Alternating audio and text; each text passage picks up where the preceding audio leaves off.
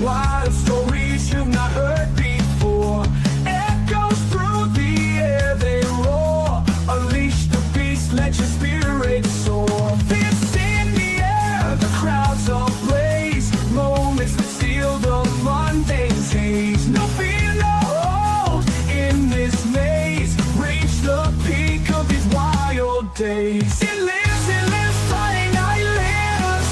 You die, but Friday night lives. Hosted by Deadbeat Radio. Stunt and Marky Rambo Rap.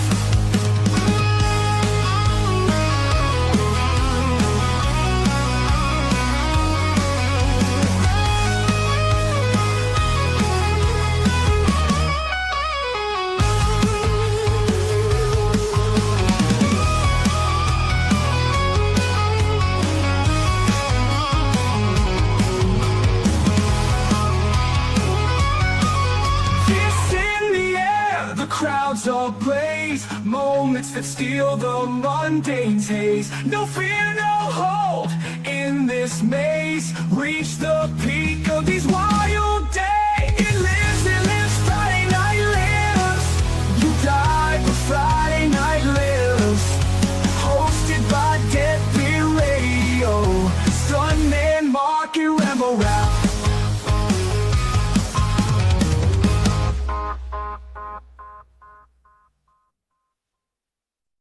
Oh shit, bulls! How y'all doing? Good. Can't wait to get this started.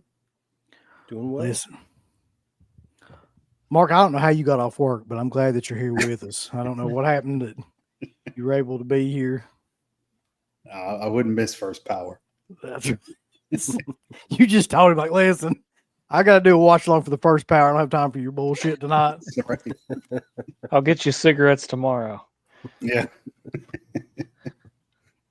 So yeah, that's what we're doing. We're kind of mixing it up. We're having a fan commentary / watch. I think we're all fans of this movie too, which is unusual. So the Lou Diamond Phillips epic that is the First Power.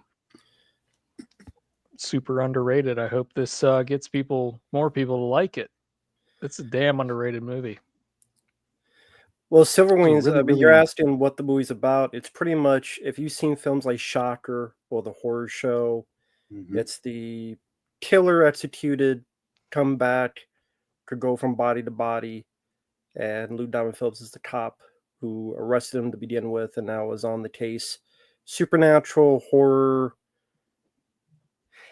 In that 88 films, it's in the slasher collection. I don't really think it's a slasher, right? I guess the guy is kind of a slasher, but I don't necessarily look at it like that. Yeah, it's in the slasher collection. This is what I'm watching it on.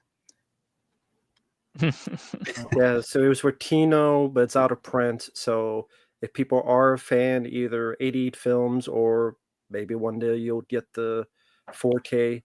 It is on YouTube. It is on Tubi for those who want to watch it after the fact, if they see the stream later or now. So yeah, this Kino one has an interview with Lou Diamond Phillips and Jeff Goldberg, and then this one has the interview with the director.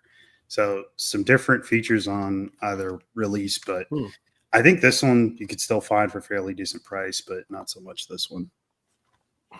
So I want to give you the synopsis from the back here. You ready? sure. Detective Logan, played by Lou Diamond Phillips, believes he saved L.A. from the satanic serial killer Patrick Channing, whom the media have dubbed the Pentagram Killer. Unfortunately for Logan, Channing has made a pact with the devil and has gained the first power. Oh my God. Now tasked with stopping a dead man who can take the image of anyone at any time, Logan buddies up with the beautiful psychic Tess, played by Tracy Griffith from Sleepaway Camp 2. That might be the only other movie that I remember her from. But yeah. Well, you all might have the Blu-ray, which I don't have, but I'll tell you something I have that you don't have, bitch. Lou Diamond Phillips autograph from the First Power. That is true. I do not have that. Last year, so I still got to frame it, obviously, but kind of really wish I would have had him sign it in red, but I wasn't fast enough. So, but I printed What's this up out. for Playgirl? I know, right? You know what the best part of it is? I went to Walmart to have this printed out, People probably and the lady behind the counter was like looking at it, and she's like, "That's the worst part about having to, I'm like, I think I'd probably done that at home, man. Like I don't know. I But I can't had get that I now. can't get these glossy pictures at home, man. You got to go to Kinko's or CVS or Walmart or whatever the fuck. It's so So killer. Somebody look at that picture. some poor old lady. I'm just like, listen, it's for a convention. Don't worry, I'm not just printing this out for my own enjoyment. You A know, sex convention. And even if Yeah. you were, there's nothing wrong with that. Exactly. We're all mature adults here. Speaking of Mhm. which, Rambo, I gotta say, goddamn, buddy, some of the people that come on your comments and shit make our fans look like Mother Teresa or something. Lord God, where are these people coming from? I don't know. Timbuktu. There's a lot of good people, but it's the internet. There's always some knuckleheads. So Mm-hmm. it's not. It's It's always not the people that surprising. want to post a ton of stuff too. Like the people that just kind of watch and are quiet or whatever, or like comment every night. But then you get people that are like, you have to hear every single thing that I have to say about everything in life, and I'm going to tell you about it now. Well, Anyway, so this is on YouTube. If you want to watch it on YouTube, I don't know what else it's on. Is it on any kind of streaming service? Like I mean, it's on Tubi. I don't know if that counts, but as for on Tubi, you'll have to sit through a shit ton of commercials. The ads, yeah. Yeah. I Yeah. If would you're have- going to watch it on YouTube, definitely install an ad blocker and you'll be fine. Mhm. I would think it's on Amazon Prime if you have that. Yeah, it might be on Shutter. That's a good point. Could be. Something called Stream Picks. Pluto, Tubi. Tubi. Maybe it is on Amazon Prime. I'm actually going to check that because I'm going to use the YouTube. But if it's on Prime, I won't have to see ads on there either. It just says something called Stream Picks. I don't use Amazon Prime, so So Rambo, when was the first time you saw this movie? VHS. Being a Lou Diamond Phillips fan because of Young Guns, that was the first thing I saw him in, and it was a VHS tape that had him with the gun. So no, that wouldn't have been VHS. I guess it was cable, actually. It was cable, now that I think about it. And I didn't know what it was. And I'm like, okay, I like these type of films. I like the cop and horror elements put together.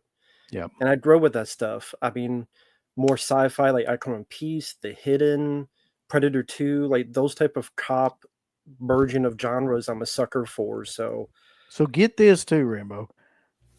We actually have a paid watch along for I Come in Peace coming up. Nice. I was like, what? He told me about it. I was like, somebody actually picked something decent for us to like watch that. But normally when we get like watch alongs and commentaries and things like that, it's something crazy. But yeah, like this is nice. I think you and I both agree that that's one of the better. I don't know what you call it, sci-fi horror action films like that. Oh, I love it. Yeah. Yeah.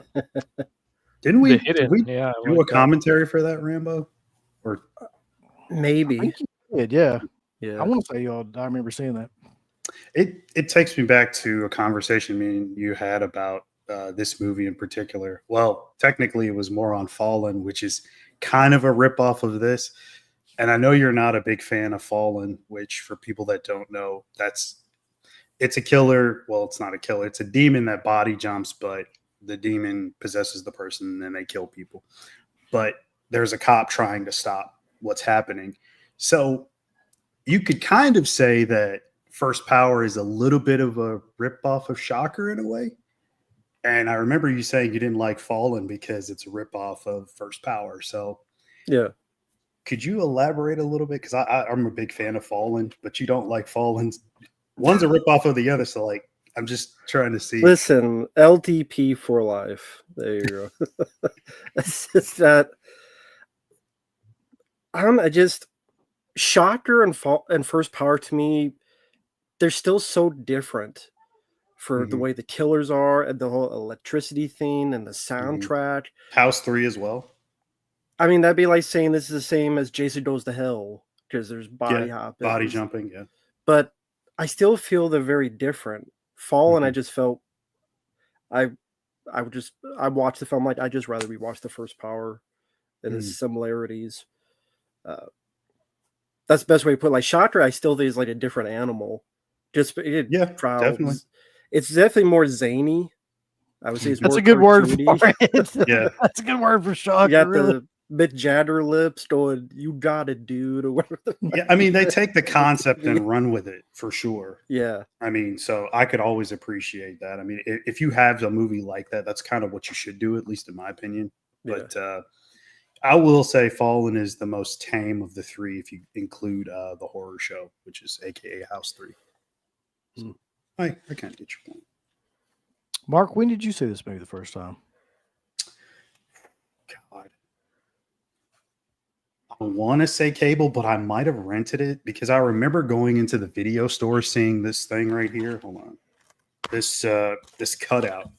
I wish I could find this because I would totally buy it. This cutout right there. Oh yeah. That was a big cutout in the store. It was like a mom and pop, the video store, not Blockbuster or anything. But yeah, that image, I was like, what is this? And yeah, as soon as I saw it, man, I loved it. Of course, Lou Diamond Phillips is great, but Jeff Kober is fantastic in the film. He's the draw. I mean, I think as horror fans, we kind of are drawn to the killer in most of these movies anyway. There's something about his performance that I just really enjoyed. He doesn't go super over the top, and it's subdued, and it just works for me. I don't know what to say. But I also love the horror action elements as well. I love the chase and the cat and mouse elements. It's really cool. Matt, what about you? Other Matt, sorry.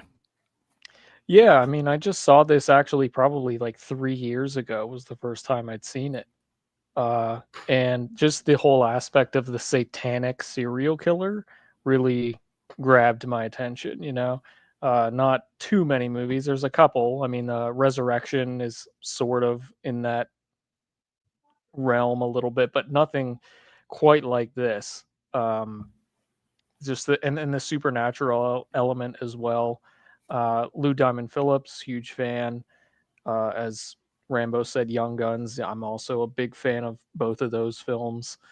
And yeah, just from the first time I watched it, just a really gripping type of different horror action crime thriller.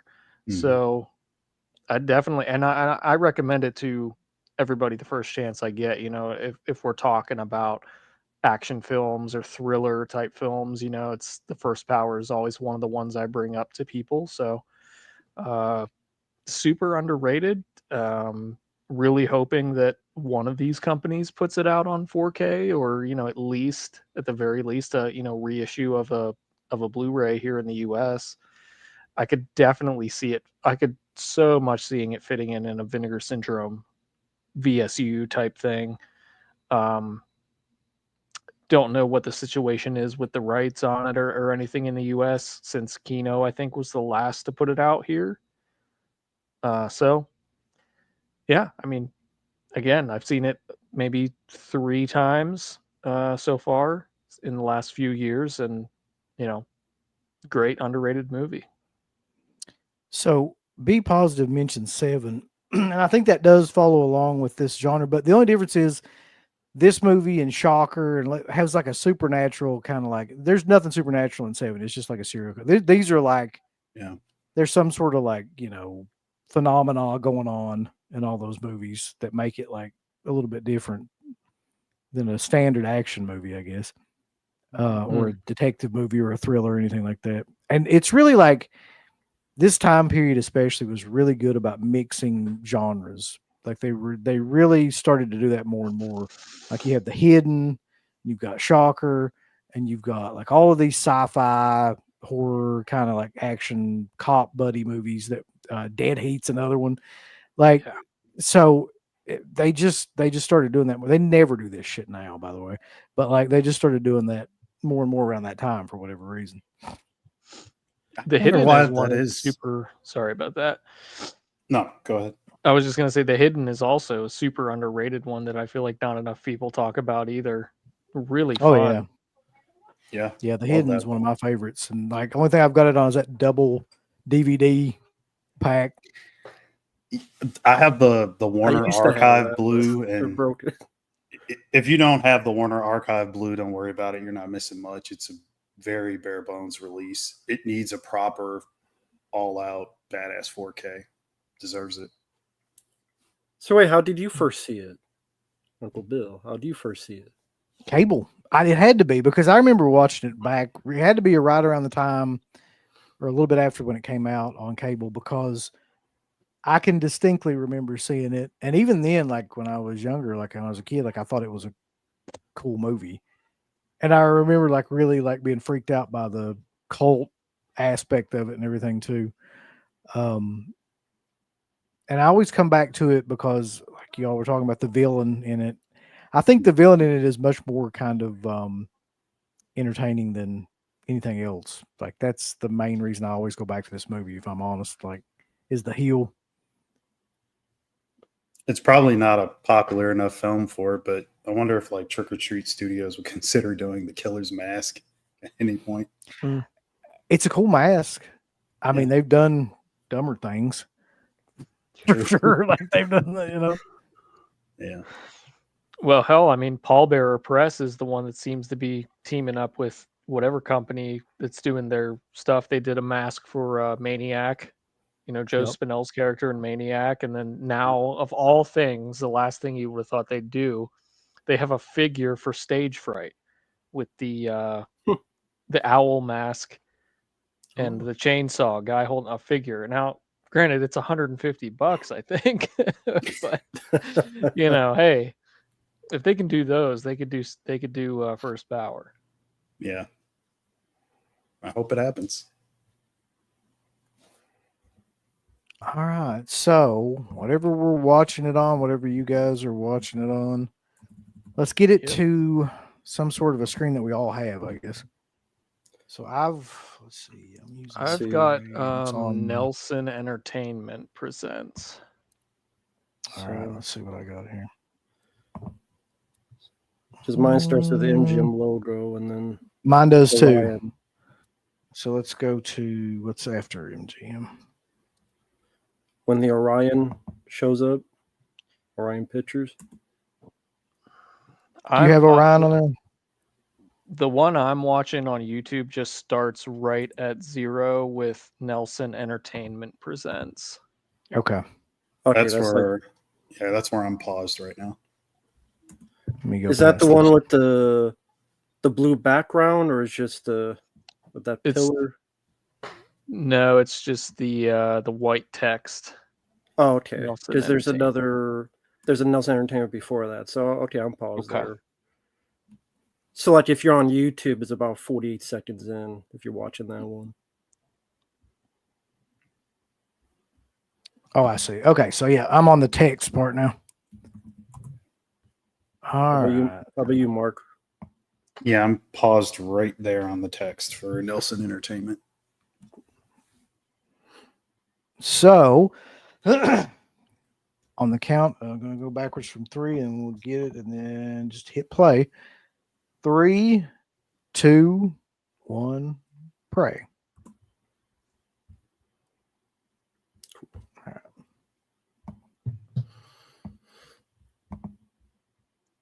Interscope Communications. And here we have the Stuart Copeland score. Always enjoyed his work. Drummer for the Police. Power. Yeah. Always really liked, like from the first time I saw it too, is just these title credits here with the pentagram in the background slowly kind of coming together. And Stuart Copeland, he also did the score for See No Evil, Hear No Evil, Richard Pryor. Oh, yeah. I watched that again recently. It's actually a really good movie.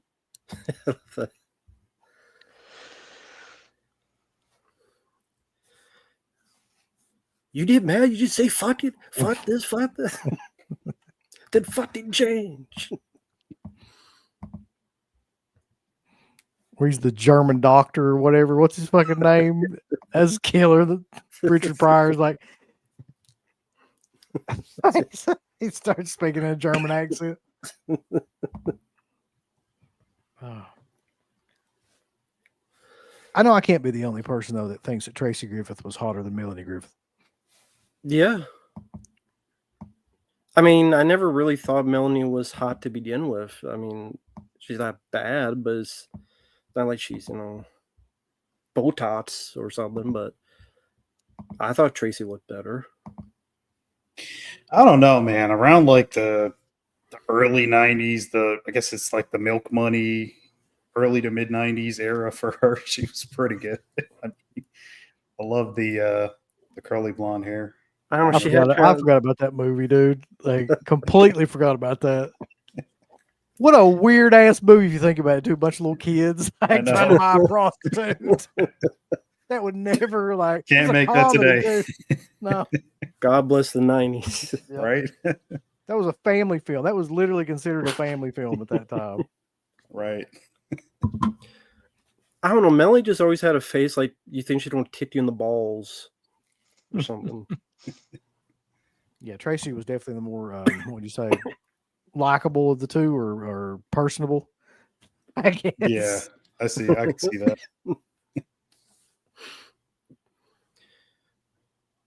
Now, is this the same director that did the Scarecrows, the 80s movie Scarecrows? Oh, God. Reznikov, I believe. We used to love that movie. I don't think so. Get your first pair of trivia up now. I couldn't figure out what. Maybe not. I know he did something before this. I'm trying to think. I think it was only one other movie. He didn't do a ton of movies, I don't think. Okay. Yeah, it's weird. He's like, he doesn't even have his own page or anything. Oh, okay. I was wrong. He wrote Collision Course with Jay Leno and Pat Morita. Yeah. What a movie that was. I guess I was trying to think of something better for him. Sorry, guy. I couldn't help you out. Yeah, it's weird. He got out of the business like right after this, I think. Right after this film came out, and he didn't do anything else. So did you see the interview with the director? Like, does he say? It's been a while since I've watched it. Okay. No, don't worry, siblings. Whoopi Goldberg ain't in here. There may be nuns, but there's no Whoopi. No, my...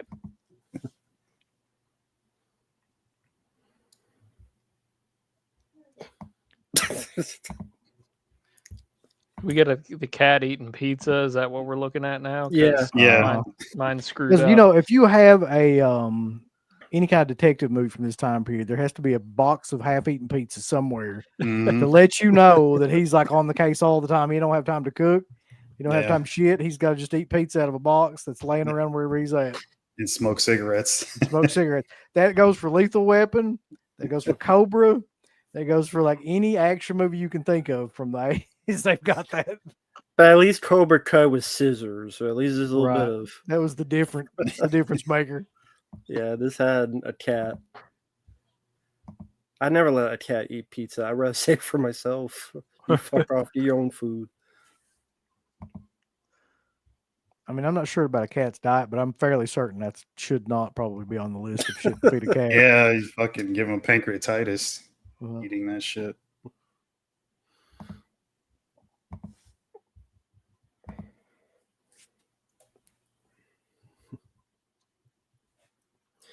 I mean, I've always enjoyed Lou Diamond Phillips. I always liked him as an actor. Of course, La Bamba was the big one, the first.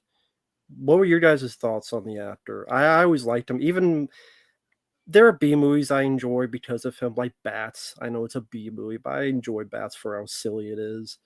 And what was it? There was one with the guy from Jason Goes to Hell, Stephen Williams, where it's like this road crew, these prisoners that died, and they're made of concrete, and they come back to life as ghosts. I forget what it's called.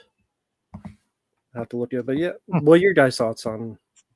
What's a sex doll? I like Renegades with Jamie Gertz. Oh, That Kiefer was Sutherland. yeah, it was a Jack Yeah. Shoulder film too. So, I forgot about that movie too. It's a great movie. yeah, Yeah, he's a great actor. I like Lou Diamond films. Super nice guy too in person. When I met him, he was just super down to earth, very nice to everybody. The guy in front of me in line when I met him was actually getting a original one sheet for the first Power signed. So I was like super jealous. I was like, oh man, that's awesome. You know, how ironic.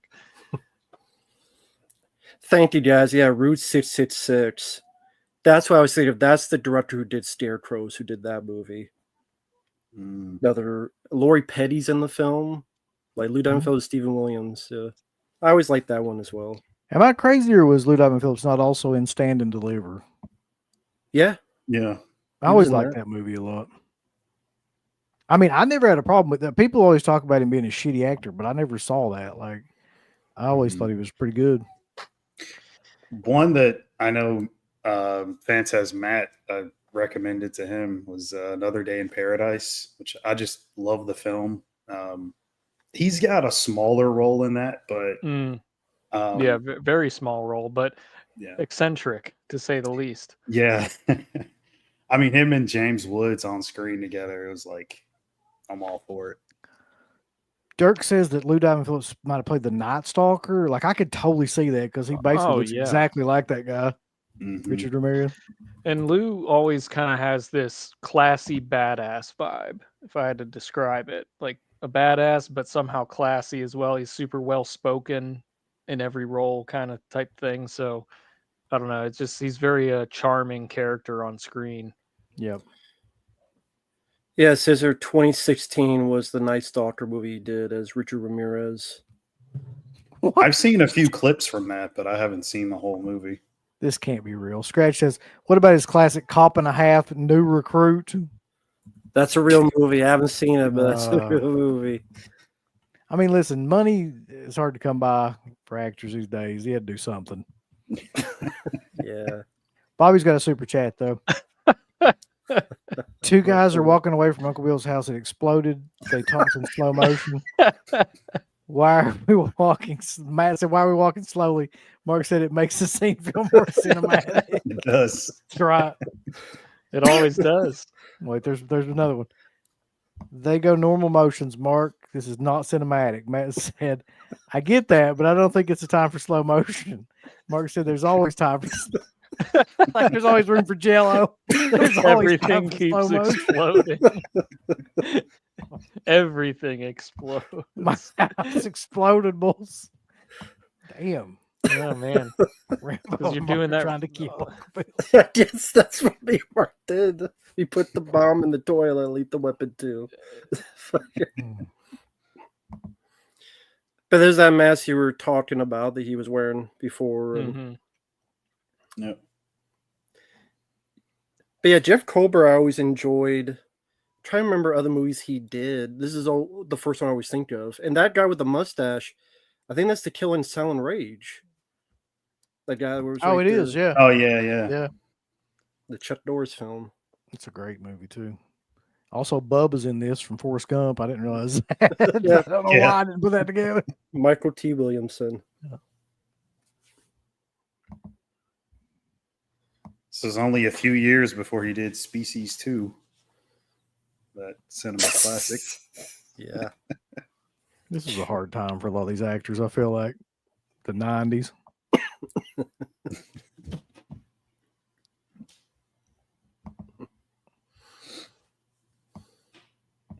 He's a creepy looking sumbitch.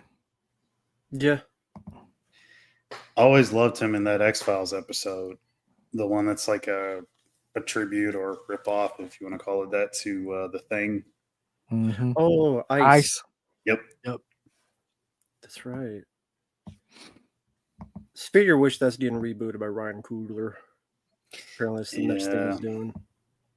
X-Files. Man, just leave it alone.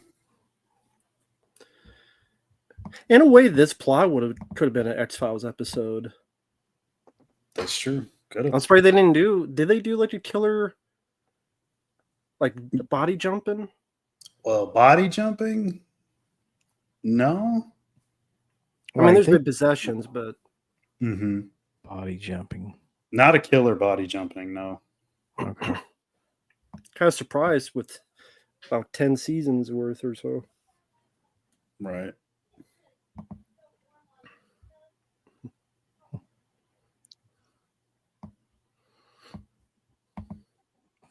What the hell kind of question is that, Jackson?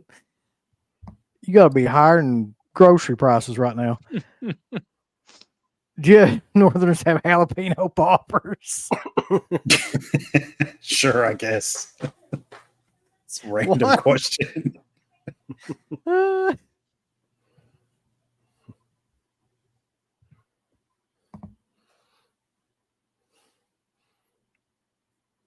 I always thought it would be like funny, like all these killers, they always have these candles, but like you see, like he's trying to get them and he can't get them lit up. Like that could be the thing where, Dad, like the fucking candle. I need this to work. God damn it. Now, I wonder where they got this mask. Was it like some kind of a situation where they altered a mass-produced mask, or was it made specifically for the movie? It kind of looks like Steve Railsback. It looks probably like a mask that was just kind of altered to me. I feel like that Yeah. could be a generic. Like one mask of of those some kind. president's masks or something. Right, that's what I'm Yeah. thinking. Almost looks like Jimmy Carter, like a Jimmy Carter mask or something. Exactly, yeah. Mhm. We need to find out what it was and then make one. Oh yeah. Because I'm sure there's not a lot of call for the first power mask. That's kind of hard. One thing to know when you watch the film is how many times Lou Diamond either gets beat up or kicked in the balls. Mhm. It's a lot.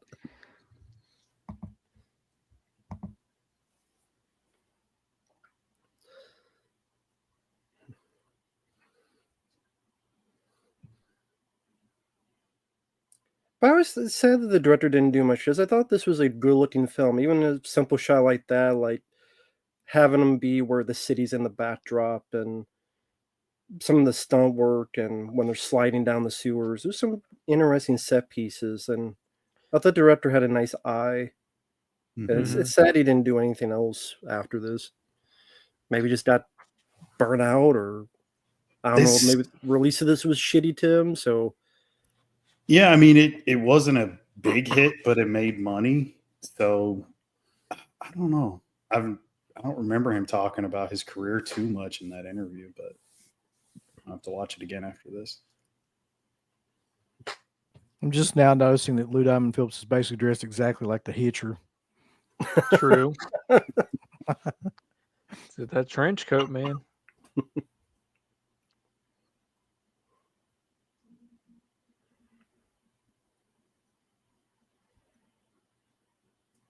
I got a fresh fade. What? I did. I got my hair cut in like 20 minutes. That's funny. I got my haircut today too.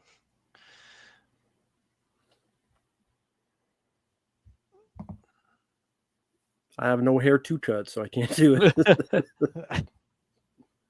It's funny. It's like Lou Diamond Phillips has like really bad aim in this movie too, because he's fired off about 10 shots now. hasn't Yeah, been able to hit he's the about to run that clip out, but he's not hitting anything. Yeah. Nope. That's So the best you- part. He threw the gun when he ran out of ammo. If you notice in these movies too, like every cop was using, if they were using an auto, like a semi-automatic or anything, it was a Beretta.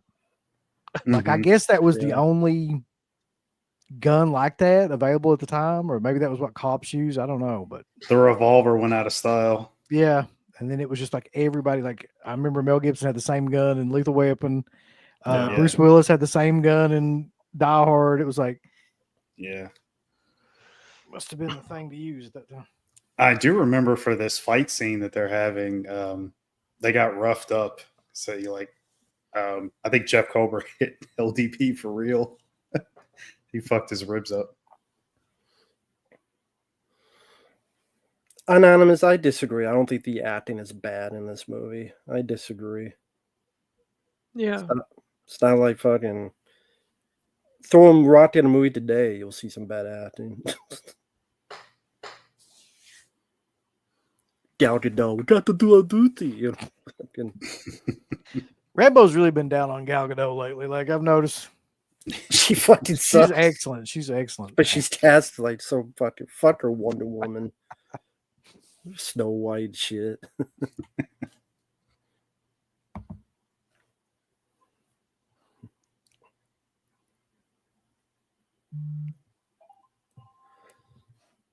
You don't like Tracy Griffith? Look, I don't think she's bad. she was in Sleepaway Camp. What was it? 3? Oh, Yeah, I think so. Yeah, Three? I think it's 3. She couldn't even be in Sleepaway Camp 2. It's just like, you got to be in the one that was made for like $1,000. I always did love the line delivery. See you around, buddy boy. He delivers that very well. Intimidating, but not too cheesy or corny or anything. He plays it in a way. It sounds weird to say subtle, but compared to how other people play it, Mm-hmm. Yeah, Who that's the what I hell was. does that? Oh, go ahead. Sorry. I was just gonna say that's what I was saying earlier about it. Like he's very subdued and he's not over the top. Like he really exudes the character like persona really well. Like it's just right. what were you going to say? I was just gonna say he looks like somebody too, but I can't place who it is yet. But we got a couple super chats. Michael Pitowski says Saw Sinners. Saw Sinners last night. Oh, Saw Sinners last night. Really good movie. That's what I heard. I heard it was outstanding. And then Bobby says lights are flickering. I always love that this is like a fucking novel. It's like you got to piece it together, but it's like a novel when you get into it. Lights are flickering. CK said, Uncle Bill, can you fix the lights once and for all? Uncle Bill said, I'm working on it. CK, come here. Let me tell you something. I can't wait to hear what it is that I tell him, which is going to be coming soon. Hold on. It's here. Uncle Bill switched on. Bolt of electric shoots out. Uncle Bill says it needs more work. CK said, yes, it does. Get to it. Uncle Bill said, yes, sir. Now I'm thinking you two like Lauren Hardy trying to fix something Yep. and just things go wrong. Is that ever something that happened? You guys try to fix something and something goes wrong or it doesn't go as well as you should or not really? You mean for the Like, show there or was just ever- in general? Yeah, like you had to build something together, the two of you, or you had to do something. Well, no, I don't think we ever had to build anything. That'd be fucking hilarious, though. Well, what We are had you to going build, to like, say well carpenters. about, though? I was thinking like a couple of different times we've had like when we did that Friday the 13th panel and all that, we had to do that together. That didn't turn out great. Why? Fucking- What happened? Well, man, it was like, first of all, we didn't find out that we were doing it until we got there. Really.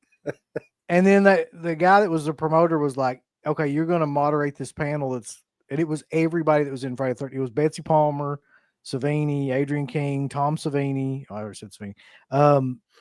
Who else? Just Victor Miller might have even been there too. Like at that time, everybody from the movie was there. And there was like probably 200 people in that room.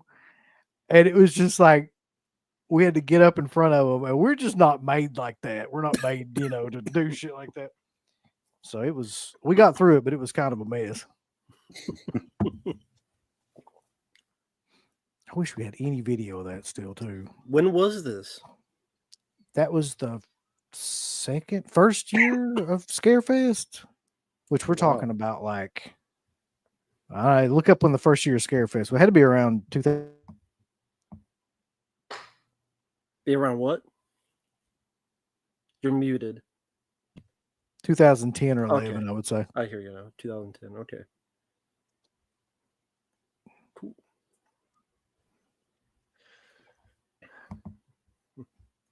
Luckily, though, and this is a good segue for this, Felcher was there. We just talked to Felcher last night. If you want to go back and check out that episode, but he was there and he actually like helped out quite a bit with moderating the panel because he knew a lot of those people. I think we're getting to your Matt, your autograph shot. I Here know. we go. Here's the money shot.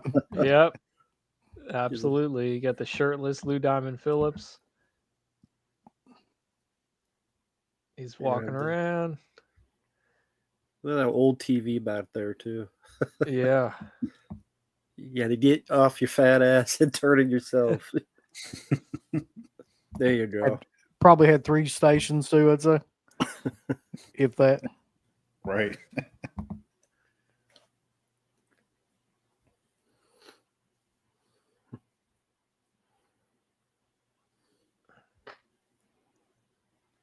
Yep. Here we are with the scene from the image right there.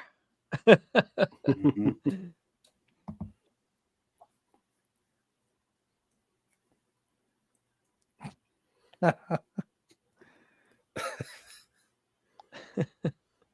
Maz loving shirtless Lou. It's out. Like, I gotta get this one printed out.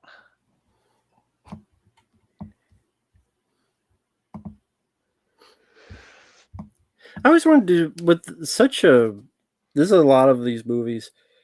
Do cops make that much money that they always have like these big apartments? I know, yeah. I wouldn't think so. Like even a detective, I don't think makes that much. But like every like 80s, 90s, like they have like this big, massive apartment, multiple rooms.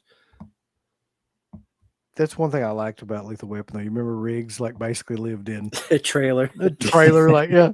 But the weird thing is that Murtaugh, who was had the same job, lived in like a freaking 2-3 story mansion, basically. Right. Yeah.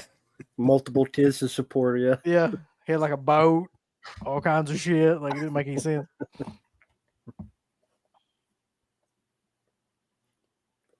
It's really odd how much he looks like Melody Griffith here. Like, Yeah.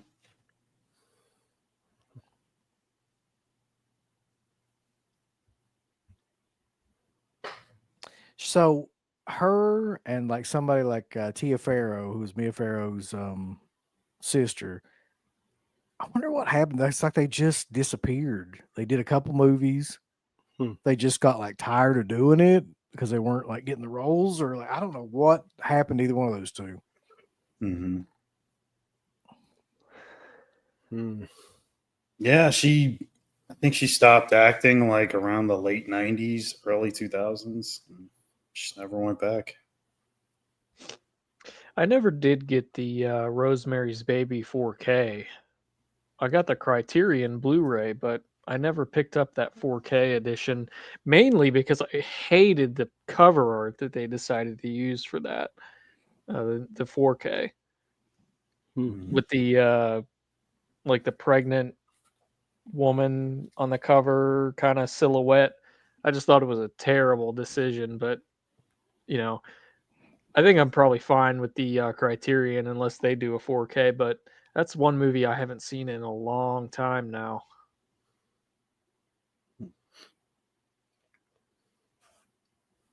Speaking of Mia Farrow.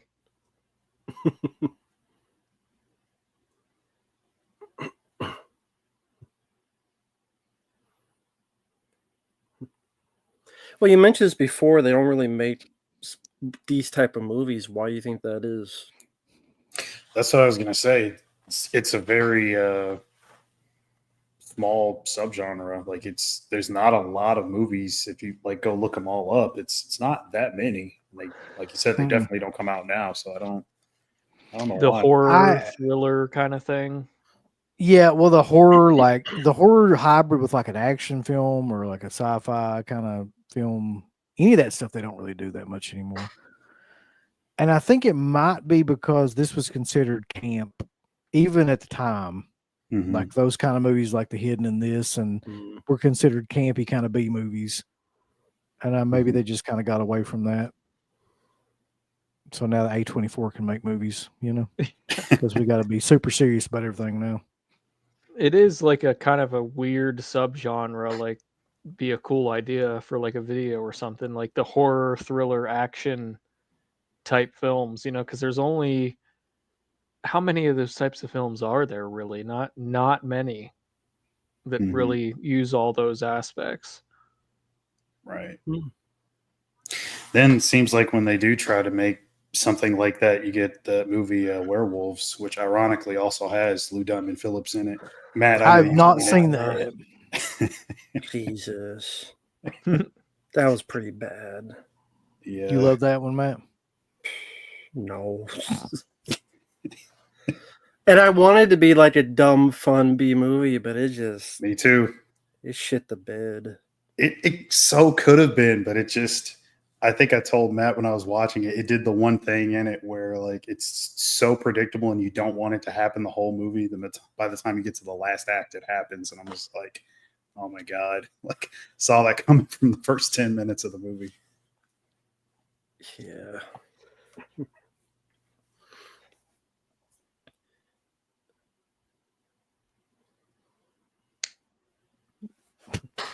That outfit Tracy Griffith's God's killer. It looks like a fucking bedspread. Your grandma's bedspread got cut up.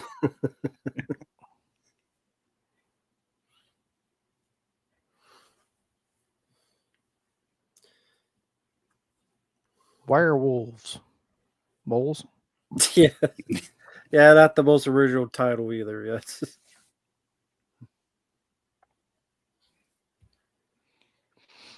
I always thought ties were fucking stupid too. What's the That's point? such a random fucking.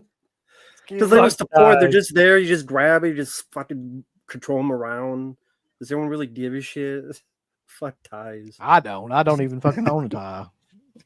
I don't think anyone likes a tie. So, but people have to wear them. I've only ever worn ties at like a funeral. That's what I was the gonna only say. time. The only time I've ever worn a tie is like a funeral or like maybe a wedding. A wedding, depending yeah, on- that's true. Yeah. So depressing for different reasons. Yeah. Both are equally depressing. Yeah. What I like about this scene is killer too. yeah. What I like about this guy, he looks, I don't want to say like normal, but he looked like it's not. Seems like a guy you would find on the street, Mm. not just like someone from a magazine or like nowadays it'd be like someone who's like very pretty or even though it's supposed to be ugly, they're still somewhat prettied up, so it can't be too. Mm-hmm. I don't know how to put Doesn't it. look like an actor. He just looks like a Yeah, guy. just an Mhm. He looks like Yeah. Ethan Hawke on meth. That- He did. He does. But see, just an back addict. in the day, guys like Freaking and stuff would do that. They would have a whole bunch of people in the movie that didn't really look like actors, and sometimes weren't actors. Like, so it would look more real. Mhm. That is something that's really missing from today's movies. Like everybody looks like a fucking. It doesn't matter from the lead star to the extras. They all look like they're directly out of like casting. Like there's no doubt that they're actors. Why do you think they do that? I don't Probably know, for man. probably for like just the way that the film industry is now. Like it's everybody's got to everyone's got to have their paperwork. Everyone's got to have, you know. I just feel like it's not as loosey goosey, if you want to call it that, as it was, back in the day when this was made. They could probably just get somebody to come in for a day or whatever and just kind of do it. Mhm. But nowadays I feel like it's probably more of a legal business type thing where they can't really just have anybody. I don't know Yeah. if I'm right. I'm just guessing. I think that's definitely part of it. It's like the casting directors of today's Hollywood is like they probably never seen a movie older than 2015. You know what I mean? It's just like it's all the obvious, like you guys said, pretty people or whatever. It doesn't. those kinds of guys like that dude we just saw in the cell, like you don't see that in movies anymore. Mm. He just Somebody wouldn't brought up get the Jack. job today. Somebody brought up Jack Quaid, and what's funny about that is I talking about how he's in everything, and I swear to God, I watched 2 movies with him in it, like almost back to back, and I was like, where in the fuck did Jack Quaid like all of a sudden come from? Reason every new movie coming out. So it was Companion, and then I watched Novocaine like right around the same time. Mm. He's got Skarsgård's agent, so He must, dude, now, because now he's in everything. Yeah. He's not a bad actor, but he does kind of have, I feel like he could be typecast pretty easily into a certain type of character. Yep.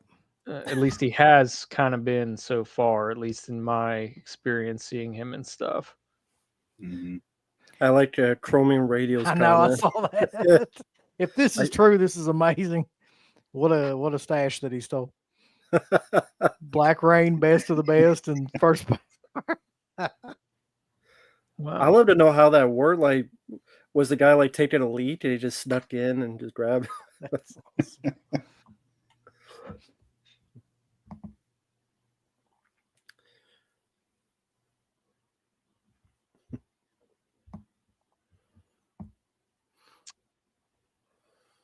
You didn't do a review on Companion, did you, Uncle Mm-mm. Bill? No. Did you just see it like recently? Yeah, it was just something that I watched. I don't think CK's even seen it.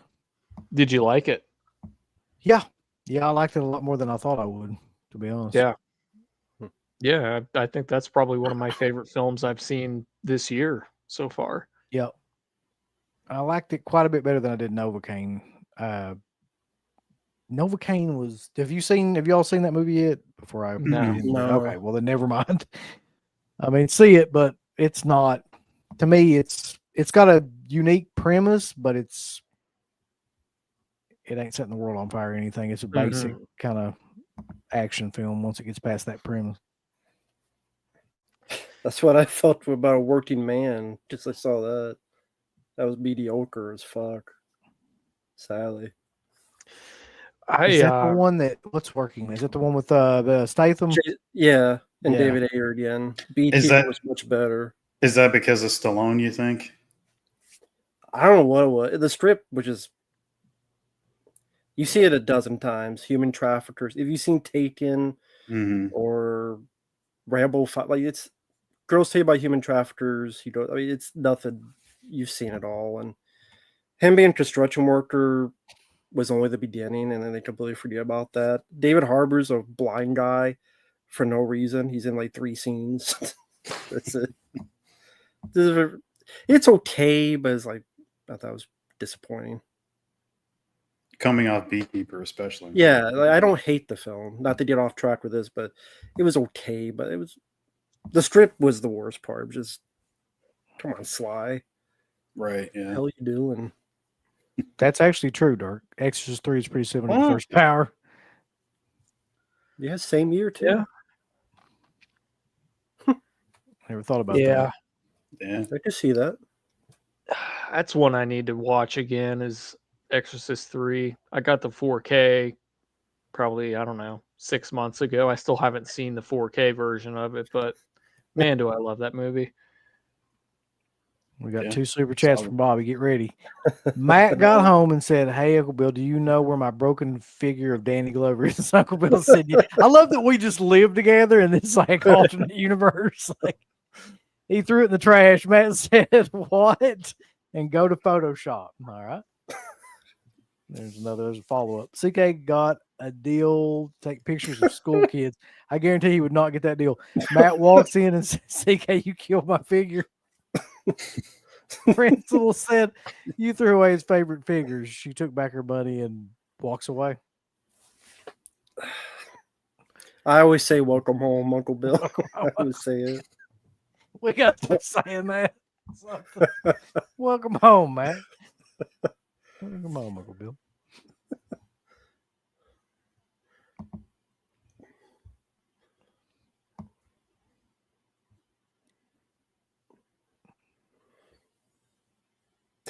It was an unloading truck, and he grabbed them with micro machines too. Micro machines. Holy shit.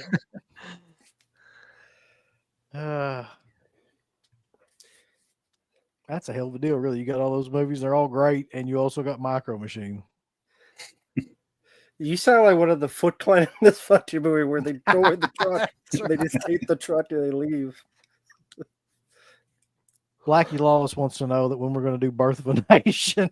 I don't think we're doing that anytime soon. If you do, you have Mark on there. Yeah. Yeah. Can't wait. Here's a segue, if there ever was one. Have any of you ordered the blaxploitation set? No. No? didn't. Okay. Mm-mm. I pre-ordered it on Amazon because it's like the cheapest on there, and How much is it on there? it's like a 130, I think.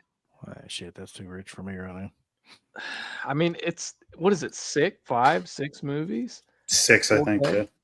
I mean, for 4K, like I've only seen I think 2 of them, but I don't know. I am kind of looking forward to that. I don't like the artwork with just the generic Photoshop thing they did with the artwork, but something about that, I feel like that might be one of the best Scream Factory releases like in a long time. Just Well, based how on- many? Definitely. Yeah, go ahead. Oh, you go ahead, man. I was gonna say how many of them do you like, and how many times you don't rewatch them?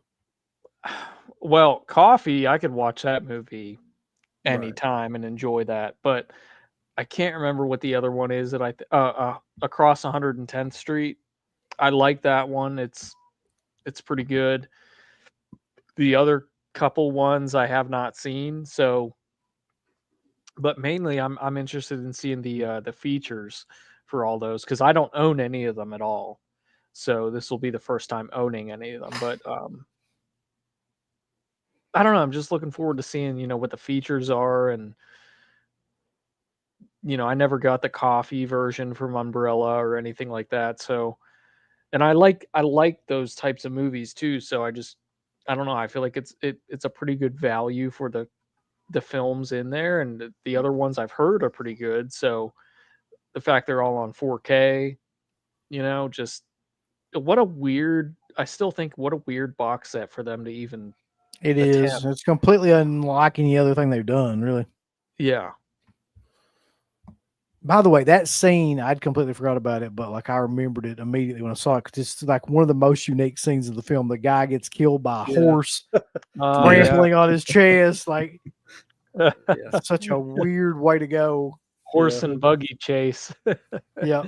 Horse stopped a mud hole in Michael T's ass. Yeah, Dirk. This movie messed with me too. The Believers from 1987.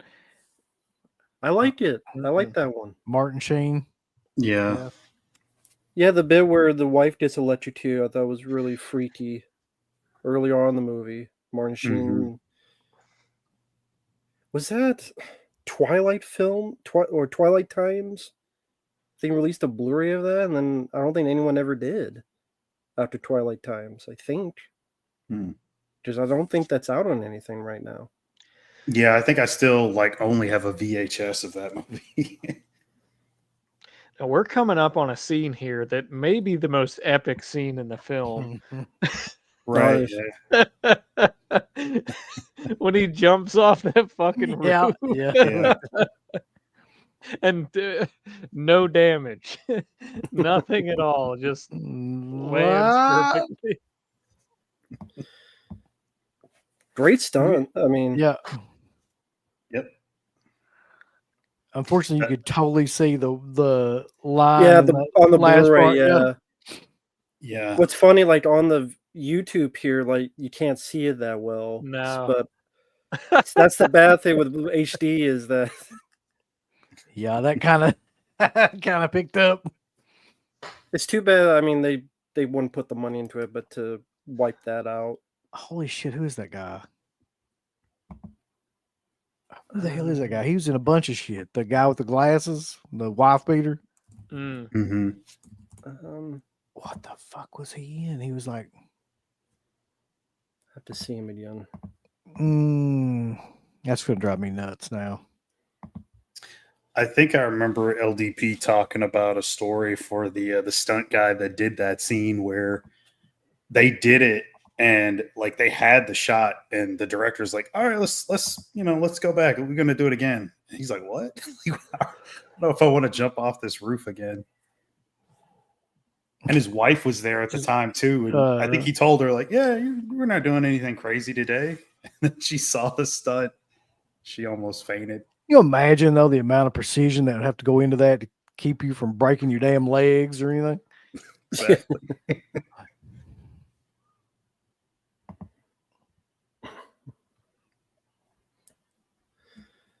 God damn it. What was that? Think brain function. I'm waiting for him to pop up again so I can do a good look at him. I don't know if he will or not because he was just like Nah, one I of don't the think so. hoods or whatever. Let's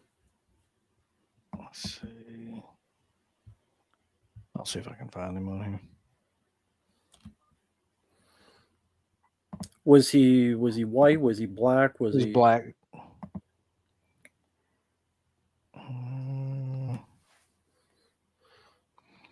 Oh, was he the guy in Time Cop that's got glasses and he's like at the meeting about time enforcement? Like, oh wait, I found him.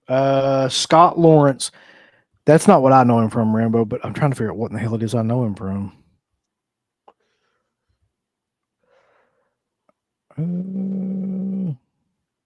He's been in everything in the world, like Star Wars, and what do I know you from, dickhead? Oh.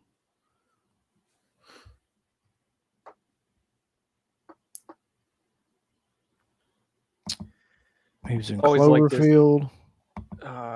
This guy crucified up under the bridge. I always thought that was a cool visual. yeah, Yeah. good location they have it there too at the reservoir. How you want to put it? Mm-hmm.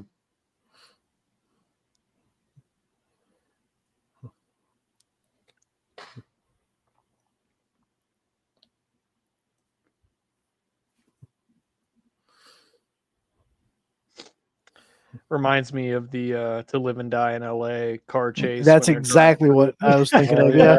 Yeah. That's just the first thing I thought of. Yeah. They don't really shoot movies in these type of areas nowadays, do they? I mean, you never see those type of locations used unless I'm missing the films that use them. Yeah. Yeah, it was a few 80s movies I could remember. I know one is Repo Man. They shoot a car chase in that same area as well. Repo Man. But I mean, like nowadays, I guess. No, not now. No. It's not a city blowing up.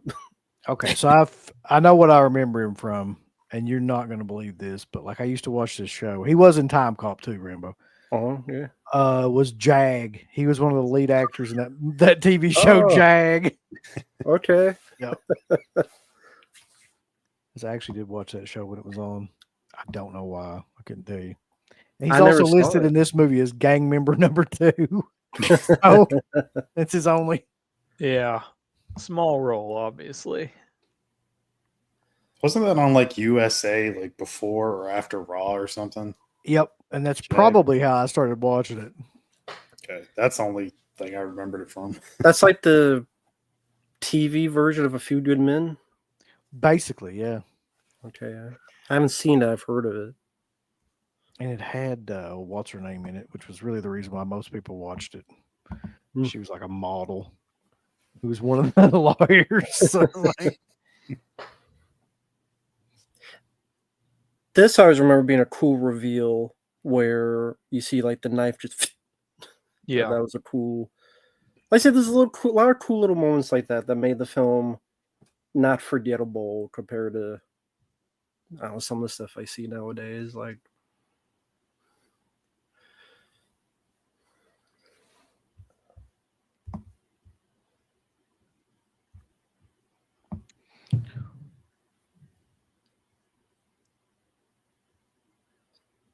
we need to make a definitive list of movies that came out like that were like this from the 80s where it had somebody that was kind of possessing other people or like messing with somebody. Right. Yeah, because you had Shocker, the horror show, Fallen. Would the hidden count, or that's more Alien, I guess? Yeah, that's an Alien. Yeah. Yeah. So The Hidden, does that have a Blu-ray? Warner Yeah. Archive. Yeah. Yeah. Warner Archive. Yeah, it's not great. It's very bare bones. Mm. I have a feeling that somebody will put that out soon. You would That's think. one of those. I think they'll put it. Somebody like Vinegar Syndrome could put the first and the second one out together like that, and it would be like Scanner Cop, stuff like that, like they did. Mhm. Yeah, that's still probably one of my favorite Vinegar Syndrome releases that they've ever done. Is that Scanner Cop 1 and 2? Both of those movies are just a fucking ball of fun, man. They're so entertaining. Yeah, I like them a lot more than Scanners. Yeah, honestly, yeah. Scanner Cop is a lot more fun than Scanners. And they look amazing too. Those 4Ks of those They two do. movies, they look fantastic. Yeah. This is a nice little stunt here too. Uh-huh. Yeah. And it'd be all like CG enhanced nowadays. I know who he reminds me of now. Clancy Brown. I could see that.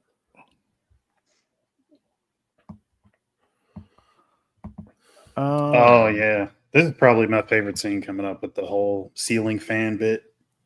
Oh yeah, that's that'll be in a bit because this is the nightmare, Right. Then he wakes Break up, then out. it really happens. which got me the first time because I didn't think, and it's like the axe goes to his head. Like what? What are you seeing on screen now? He's entered the place and there's the old guy Yep. with the Yeah. He's just I'm walking around looking at all these people. look at Yeah, that's okay. Just making sure because yeah, he's looking at red beard. yeah, mine's been a little bit wonky because I have the ad blocker, but it still like pauses for a couple seconds every time there's an ad. So yeah, I see the Redbeard guy is looking at him now. We got a super chat from Bobby though. What if Matt invited Mike OCP to the stream and then fell asleep? What if he did? Mike came in and said, "Hey there." Matt woke up and "Hey, Mike," was dozing off. Mike said, "You've been doing that a lot lately." Matt said, "I'm only 140 years old." So listen, this is the best like short story. He's paying you to read his script right now. By the way, that axe routine was really good. Yeah, it got me the first time. I didn't expect it. It had to be reversed, right? Like they filmed it in reverse. You could Gotta tell. be. I would assume, yeah. I like that I'm 140 years old. I look old. I don't look that old yet. So Reese's is like Super Mario with that jump. Yeah. Burning? You can need a sound effect. My father is still waiting on a combined remastered Jag and Matlock box set. It'll be awesome to have that.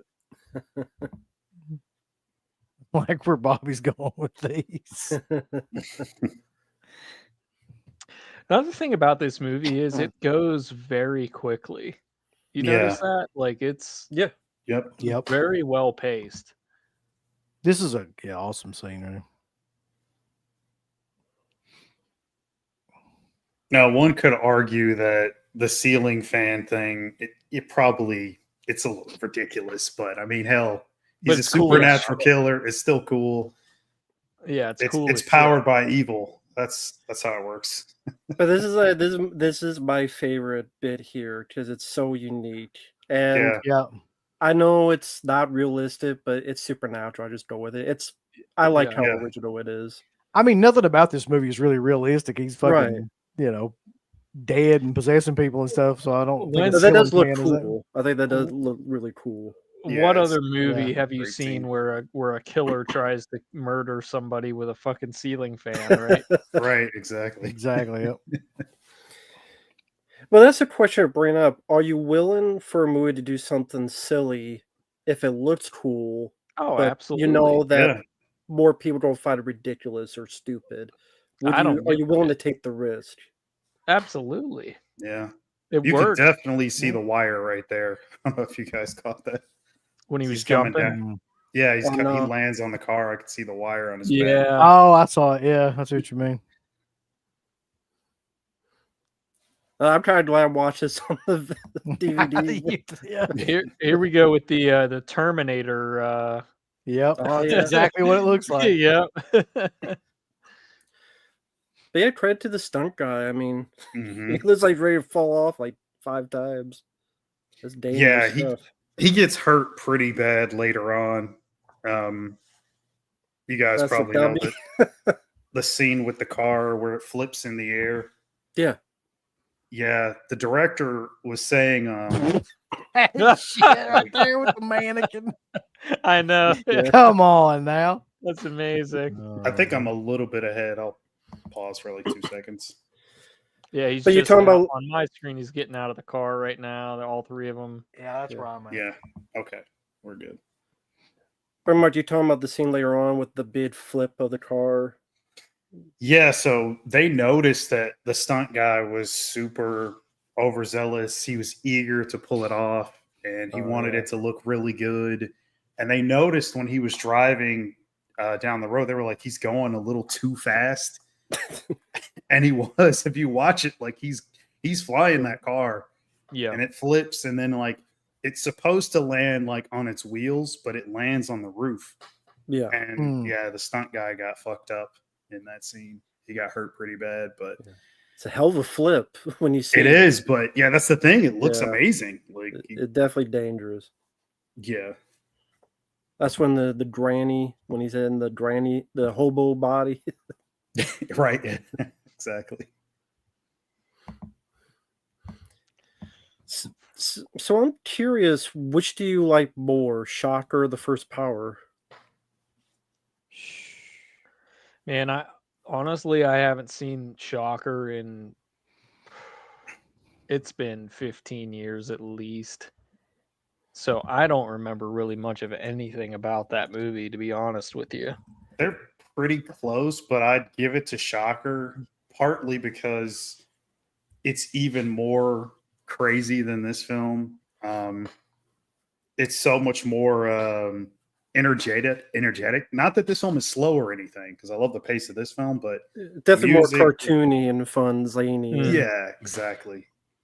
I think I like this movie better just because it's not so fucking goofy. Like Shocker is fucking the scene where he bites his fingers. I was like, oh, it's finger licking good. I always watch that. And I'm like, God, that is so stupid. Like, so I mean, it has moments in it where it's like so just cartoonish that Over the top. Yeah. That's Yeah, I mean- another film that's cut to shit. Like, there's so many scenes of like heavy gore that's just completely Yeah. cut out. Like, and you can kind of tell when you watch it. The whole scene when he's biting the guy's lip, and like you mentioned, the Yeah. fingers, all that Yeah. stuff is really cut down. But I will tell you this with no hesitation, the soundtrack to Shocker is amazing. Yeah. Yeah. Oh, of course. Yeah.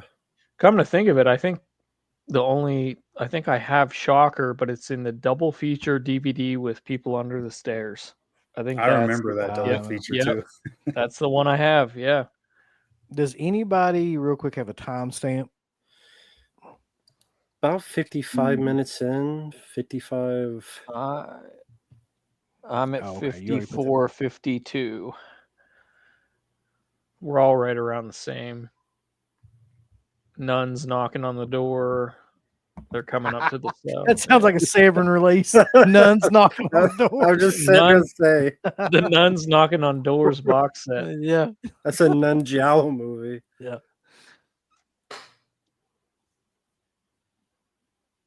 Well, yeah, Chromie, yeah, eating pieces is silly, but Cobra's still a lot of fun. I know Cobra's not realistic, but it's a shitload of fun. It's such a bizarre scene, though. I think that's why that has become like a cult kind of iconic scene because it just comes out of nowhere. There's really no need for it. It does nothing, but it's kind of like adds to the character somehow. Yeah, a lot of movies don't have a lot of those peculiar, eccentric moments. So then they just seem more bland. Because I don't know if it's just me, but a lot of films today seem a bit bland. Even films I don't mind, there's this. They are bland. They're very, it's very just cut and dry now. Mm-hmm. So, what are your thoughts on the horror show? Because that was around the same time with Brian James, Lance Emerson, that has a similar story. I could do without his fucking laugh in the movie, which is a bit annoying at times. Oh, I see it. Okay. I like I see Lance it. Henriksen though in it. I see the comment. I know you can't post. No, but it's like it killed me when I saw it. Sorry.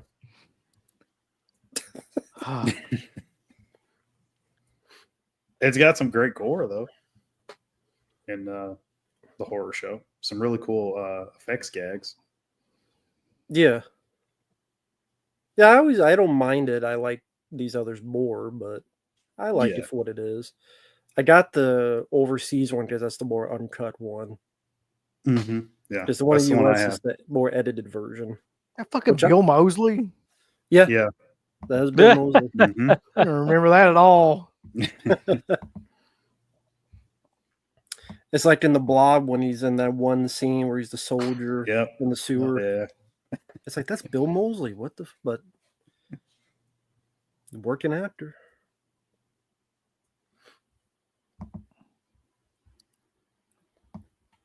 What about you guys? You guys like the horror show movie, which is similar to this film somewhat? Never seen it. I was going to say, I'm not positive I've ever even seen that movie. That's I just know it's House 3. Yeah. The show. This right here. Lance Henriksen. Of course, he's got like just a German fucking edition laying around somewhere. German media book. Yep. Mm-hmm. Not seen it. I've got it's in the house box set, right? Mm-hmm. Yeah. Okay. Which one is? Because there's one that had the first two, and then there's one that has all four of them. Hold on. Right, there is two different sets. Because I got the one that was overseas. Because again, I had the more uncut version of House 3, the horror show. Because again, I don't know why the edited version is in the US. I guess it's the Arrow version that I have. Well, Arrow released 2. They released it's one. The one with it's the one with 1, 2, 3, and 4 in it. I'm looking at it. So it'd be that one, yeah. It is not as good as this or Shocker, but I have fun with it. Yeah. No, the first part does not have a scene with a turkey face, but the horror show does. So it does have that.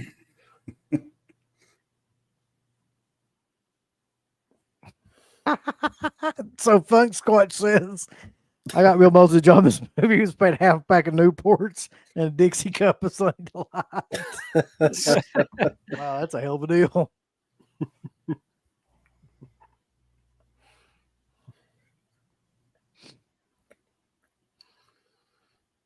An odd career Bill Moseley's had, if you think about it. So he was in this. He was in, like you were saying, then he goes and does the Silent Night, Deadly Night 3. Oh, God. Mm-hmm. Jesus Christ. So much shit before he actually got like Texas Chainsaw 2 and. Well, this was after Chainsaw 2, right? That was 86. Oh, that's right. This was after Chainsaw 2, yeah. That Silent Night movie is one of the worst movies. It is. God. Jesus. I can't even like get through that movie. It's so bad. Yeah. Like nothing happens unless you like watching the toy on his head. Yeah. He doesn't say anything in the film. No, he's like the Bubble Bobble fucking toy. Just walking around with that shit on his head. The movie is like, if you want to know what a movie looks like in slow motion, the whole movie is like one scene in slow motion. Yeah.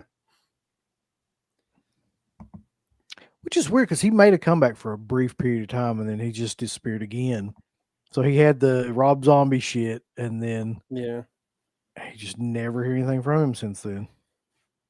No. It was at this point, that was 20 years ago now that he did like Devil's Rejects and stuff.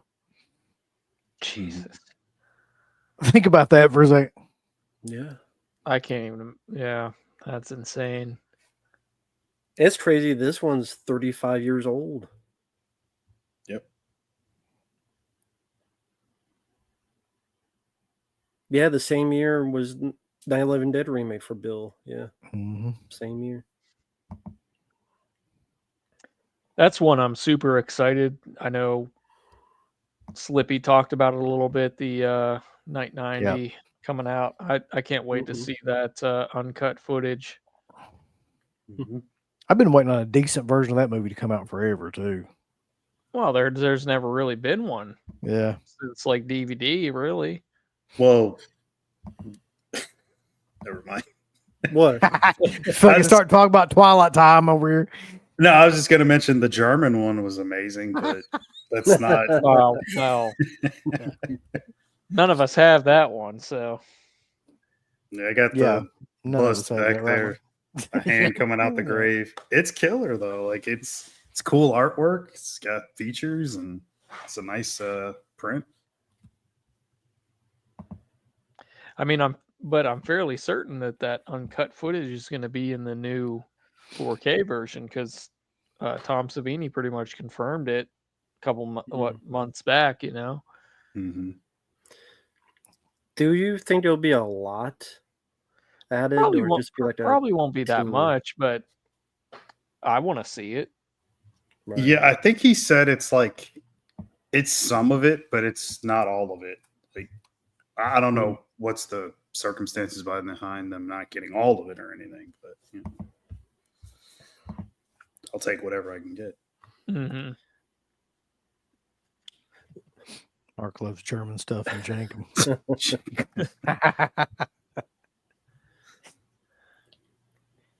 We ever getting that 3-hour version of Martin? Yeah, I think we will eventually, actually, because it exists, but it's just a matter of who the hell's ever going to release it now. Are you gonna rebuy it if they do the 3-hour? No, I think I'm good on Martin. To be honest.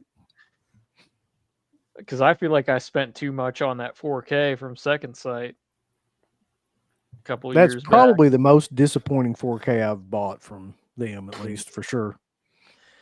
It's not their Yeah. fault, but I would be totally perfectly fine owning the Blu-ray version of it, Mhm. but I ended up getting the 4K, so I'm kind of stuck with it. But it's a great movie, even it's the picture quality is the disappointing part of it, but there's nothing they could really do about it. So it's kind of like they probably should have just done a Blu-ray, just leave it at that,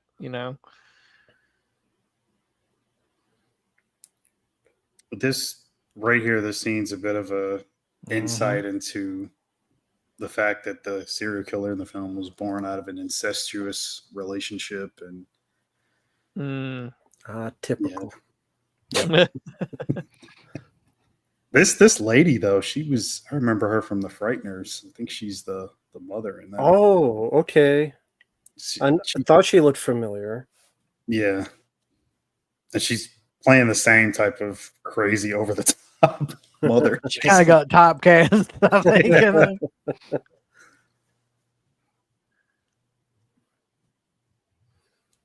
Y'all ready?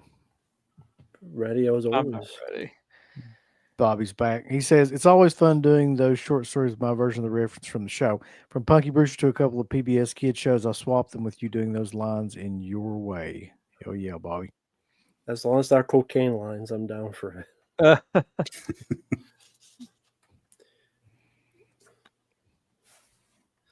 Speaking of which, I know that this had like a different ending, and then they went back to, I think, shoot additional photography and then make it a sequel bit ending. Because I guess they had like a test screening, it went well, so the producers or the company said, "Well, we gotta set up for a sequel," and then of course they didn't do well, so there was no sequel. So I wish that's my only nitpick. I don't like the sequel bit ending, but I like the rest of it. But I think Lou said that they also wanted just a little bit more action at the end. Yeah, I like that. I just don't like because there are still pictures where you see like Lou and Tracy hugging each other, and they're watching the nun tear it out on a gurney. So you do find those still pictures, but sadly that footage has never been seen. Mhm. And I would have liked that to be the ending because I don't like when they do like a sequel bait, and then I'm just one of those things. I like a movie to have a definitive ending. That's just me. Sometimes that could work if there's a little bit of extra, but usually I prefer like definitive ending. The only reason I was somewhat okay with it was just because of the context of the killer and him having the first power and all that stuff. So Mhm. it kind of fits the idea that he is evil incarnate, so he'd never die Mhm. in a way. So like, I'm somewhat okay with that. Anybody remember this guy as being the FBI agent in Die Hard? Yeah, By the way. Grandel Mhm. Bush. Yep. Grandel Bush. I remember he was in Free Jack with Emilio Estevez. That's right. Free Jack. What a movie. It's not a great movie. Yeah. I like Free Jack for what it is. It's not great, but I'd watch it Yeah, it's been a long time since with I've seen that one. Emilio Estevez. I mean, it's no match from Overdrive, but That's right. True. What is really though? which I saw an interview with that. Apparently, Emilio wrote a script for a sequel to Maximum Overdrive. Even though he I hates think- the film, but he wrote a script for I it. think I'd just leave it alone. Like, I don't Yeah. think you're gonna come back after what, almost 40 years and make a decent sequel. I mean, back to if everybody does cocaine and then they do it, I'll watch it. Overdrive. Well, especially if he hates the original, it's just like that's not going to be as fun as the original. That's what makes it work is how cocaine fueled it is. You know, the guy going, Mhm. "What the fuck's going on?"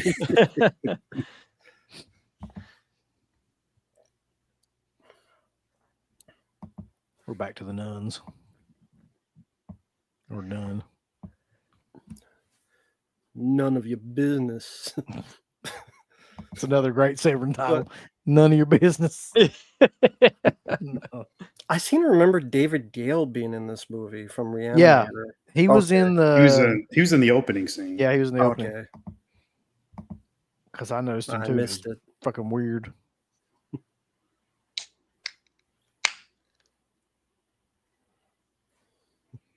There's a lot of like 80s actors in this movie. Like maybe more than I've seen in a long time in one movie that like had other would go on to do like other bigger kind of roles. Yeah. Mhm. Well, it's always, Marguerite. it's always interesting when you see the first couple years of a decade is you'll still feel a little bit of that dust from the previous decade. Like if you watch films from 1980 or 1981, you'll still feel a little bit of that 70s flavor. Yep. Oh, I think yeah. it's the same with 1990. Like this, I Come in Peace. Like this kind of looks like a Miami Vice episode. Only It have the does. It has a very supernatural, like 80s feel to it. Yeah. which is a good thing.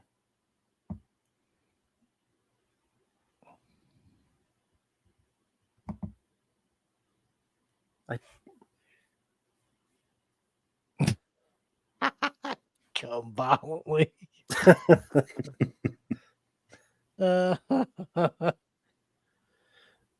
The Mayor, that's on YouTube. It's on Tubi, and then some of these you have the 88 Films Blu-ray as well. Yeah, if you don't have the 88 film Blu-ray, it ain't worth a shit. We all know that. You gotta have that version. I got the Kino. Unless you like Mark, where he's got a media book version that opens up and has like a fucking pentagram. Yeah, Like, necklace. yeah. Dude, I'd kill for that cutout though. I really want that cardboard cutout. Wish there was a company that would like make those on demand. That'd be awesome. Get that Kenwood scanner in the car there. Hell Kenwood. yeah. That's a brand you don't see.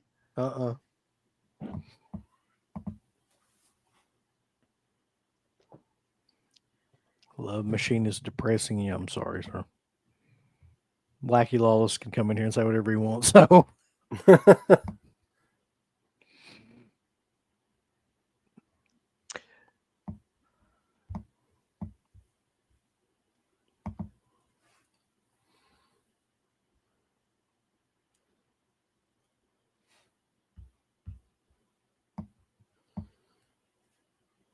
So It's also funny all the little things that you notice that they don't do, like people smoking cigarettes or women, having their titties almost pop out with the shirts.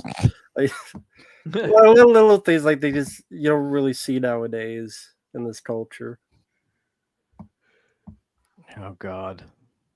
What is this shit with somebody wanting you arrested? Oh, it's just the same guy over and over again. Okay. Being butthurt. Ah. He's mad that his mom don't fuck him anymore.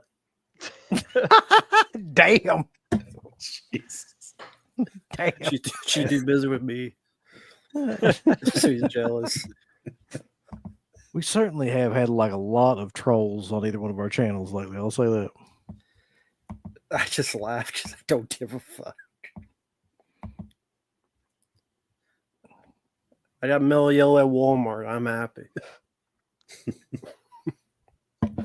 After like 2 years. See, I told you, Lou just gets the shit kicked out of him all the time. I know he's proud of the film. Like it'll never happen for good measure, but this is like the film he said he would do a sequel to. But instead of doing Young Guns 3. Yeah. I was looking up trivia for this movie, and it has one of the funniest, like, just random pieces of trivia. It says that this was known as Eazy-E's like favorite film. Movie. Yeah. I'm like, what? I've read that before. Oh yeah, it was. I forget what song it was. He referenced it. Yeah.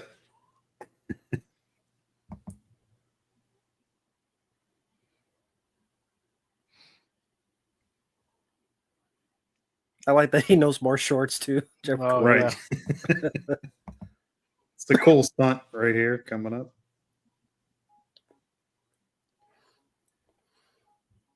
Oh, fuck. There's a good amount of stunts in the movie for what Yeah. kind of film it is. I mean,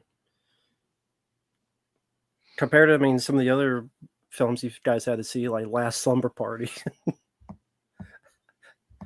Probably the There's only stunt Last a lot Slumber of Party is classic open stunt up a work in fridge. that. Classic stunt work in Last Slumber Party. Oh Head- yeah. Head turning with their. There's doctor really nothing. outfit. Yeah, you're right. Like, there's barely any action in that movie, let alone stunts. Somebody walks from one room to the other, they consider it to be like, epic in that movie.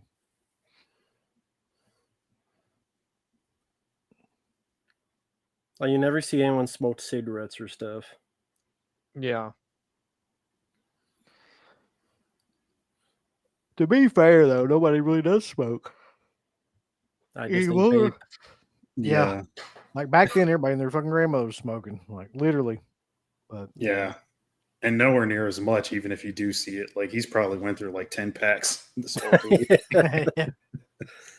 That'd be like a bunch of vaping. Right.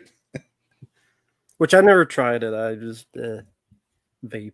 Steve Martin's favorite horror movie. That'd be fucking killer. Jeez, Steve Martin.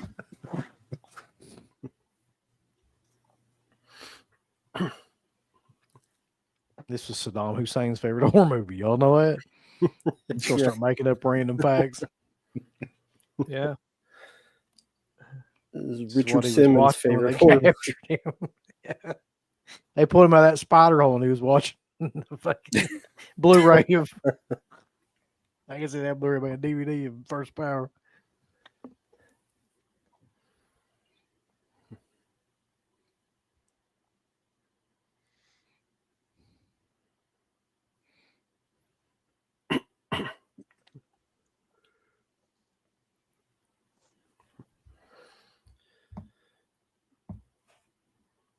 So for those who are old enough in 1990, were you going to the theater much, or was it more just VHS, kind of seeing movies that way? Or 89 was the year that like really broke open the theaters because that was when Batman came out. okay. So I'm pretty sure that like right after that, like everybody was going to the theaters a lot. Mhm. So I know I was at that time.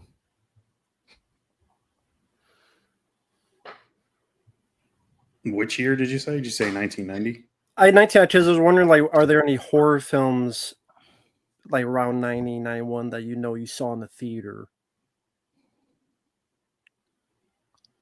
No, I would have been like, Mark way would have been too a fetus.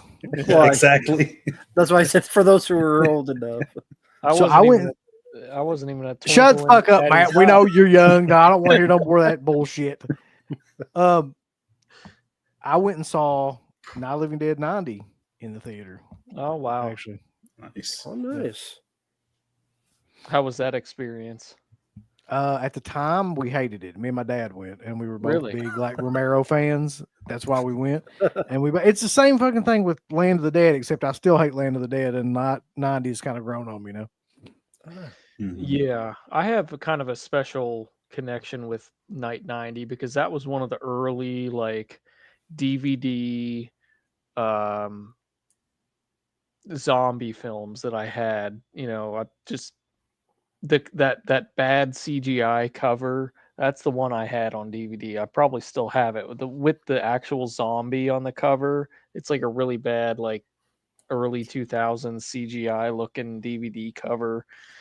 And just that was the first version of Night that I saw was Night 90.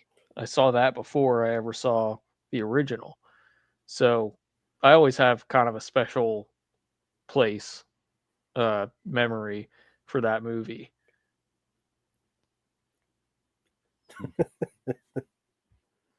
Oh, sorry, the fucking flying hobo just showed up. Like, they just caught me off guard. Oh yeah. It's like, It's another scene where LDP gets fucked up. Yeah, you just take a drink each time he's kicked in the balls. I take Well, it back. I mean, for real. Like, he actually got hurt.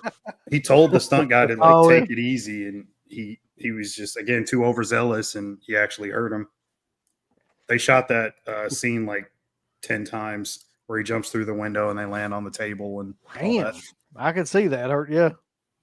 Yeah, I take it back. I said earlier that the best scene was the him jumping off Yeah. the roof, but the flying hobo is definitely the better The scene, flying hobo is amazing. especially when she kicks him in the nuts. And he actually got kicked in the nuts for real. Uh, He said he was pissed about it too. He warned him before, and he's like, dude, take it easy. And then as soon as the guy said action, he kicked him right in the nuts. I love that he was so dedicated to the craft that he really kicked him in the nuts. He's like, I can't pull my kicks.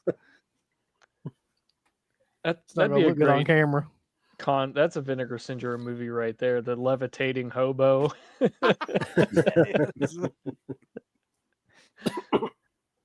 So Freddie Lit wants to know what we think of what the rest of our opinions are on Fallen. I haven't seen it, not that I remember anyway. Not seen it. I know somebody said it, or I saw that it had Denzel Washington. I kind of vaguely remember it, but I know I haven't seen it. Yeah, Denzel Washington, John Goodman, Donald Sutherland. There's quite a few people you'd recognize in the film. I like it. It's not as entertaining as this or Shocker or the other ones that we mentioned. They try to play it as a bit more of a detective story straight up with light supernatural elements, even though that's the main theme of the movie. It's just not as fun as these movies. I mean, you get little bits of like action or how should I say this? The confrontational moments that you have between Denzel and the demon are like, it's like It's not like it's this just with the conversation. big car flip, you know. No, Yeah. it's just like them talking, or maybe there'll be a quick shootout or something. There's a cool scene where the demon like chases him and it's body jumping from person to person trying to catch up to him. But I think in that film, they're trying to say that like Denzel's a fallen angel and he's there on Earth to like sort of fight demons that possess people and shit like that. Well, he fails. Technically, he does, yeah. Not to spoil the film, but I'm sorry, but I think this guy's just making shit up at this point because there's no way this is true. Honest to Jesus Christ with a red lightsaber, I own the First Strike T-shirt and album used in the last slumber party. Ain't no way, buddy. But the fact that you know that might even indicate that might be true. I don't know. I don't know who the hell would bring up something that random. Also, Bobby's back. What would, if my funny chat didn't come into these streams, would it be like just another day at the office, just we're fine until one day the guy comes in and change things around with funny stuff? I don't know what we'd do Be less without. boring. I don't either. Be more boring. Yeah, We welcome your stuff, Bobby. Thank you. it's it's definitely jogging your imagination. Yeah.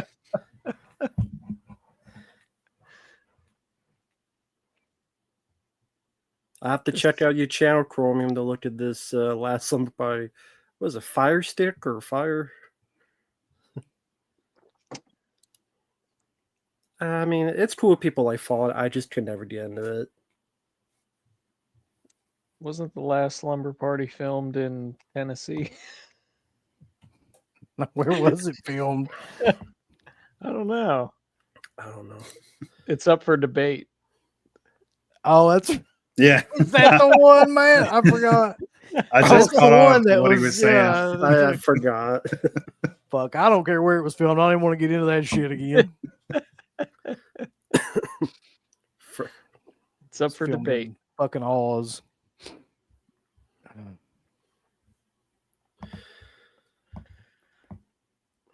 Don't you hate when you have to go into the sewer systems with a nun? The worst. Yeah.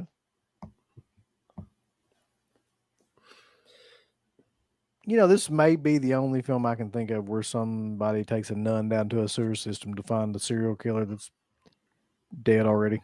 Yeah. Unless there's a really weird porno out there. Yeah, The you don't first, often first boner. Something like that. yeah, you don't often see nuns in sewers at all.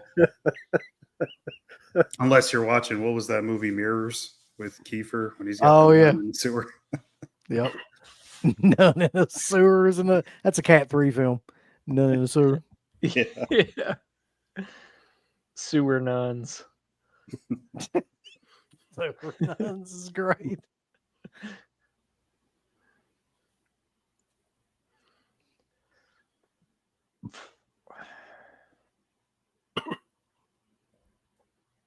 He really likes the hobo body. He's Yeah. Well, here it comes. You can definitely see the lines on that too. The wires, I mean. yeah.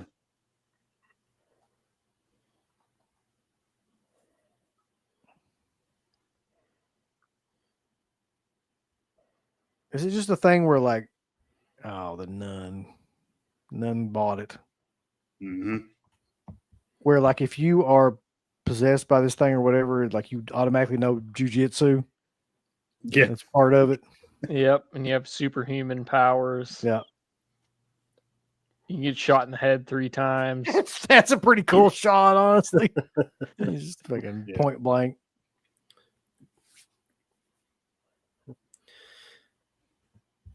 Well, like what was it, Exorcist 3, the old lady crawling on the ceiling. Mm-hmm.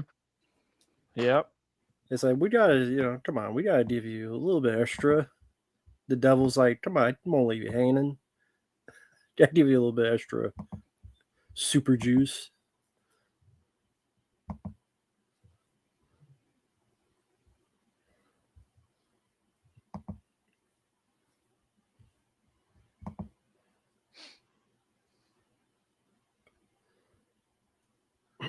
That's a pretty cool scene.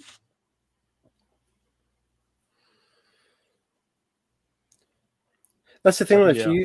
It's like a Yeah. striper video.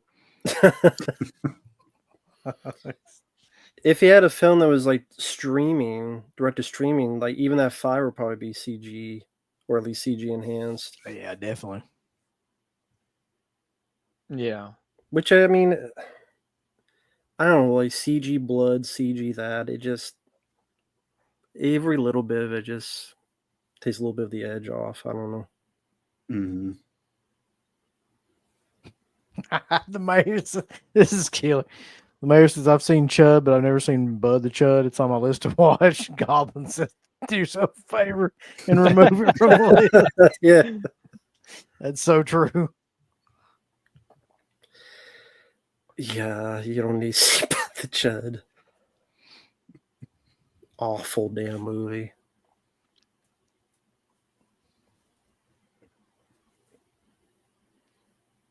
That song though stays in my head forever. Bud the Chud, Bud the Chud. It's like it's not Yeah. good. None of that movie is good, but like that song for some reason.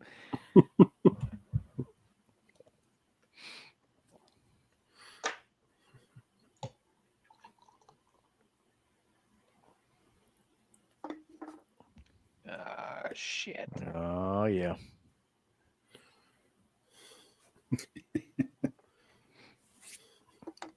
Matt's fucked something up there. What are you doing, man? Yeah, fuck something up over here. God damn it. Well, he just got kicked in the nuts again. I'm telling you, take a drink anytime it's a nut shot.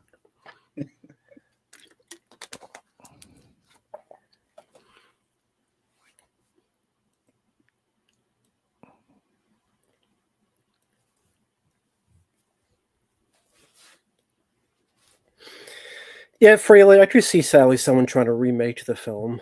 I could see that. What the fuck? You saying it would be woke? Oh, I see that. Yeah. I mean, I don't know about the blue hair thing. Maybe. I don't know. What the fuck, Jackson? What are these fucking comments coming Oh, I from? see his comment. Jesus. No, I was looking at Freddie Lee's super chat.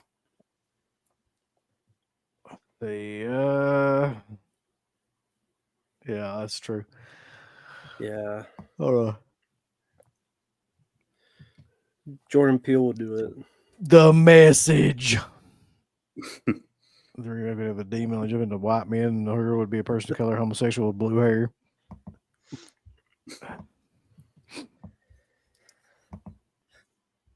Yeah, I just see that.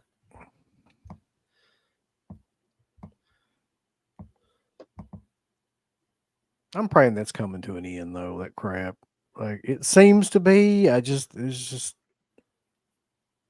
a bad feeling it's going to come back. Yeah. I wouldn't be surprised.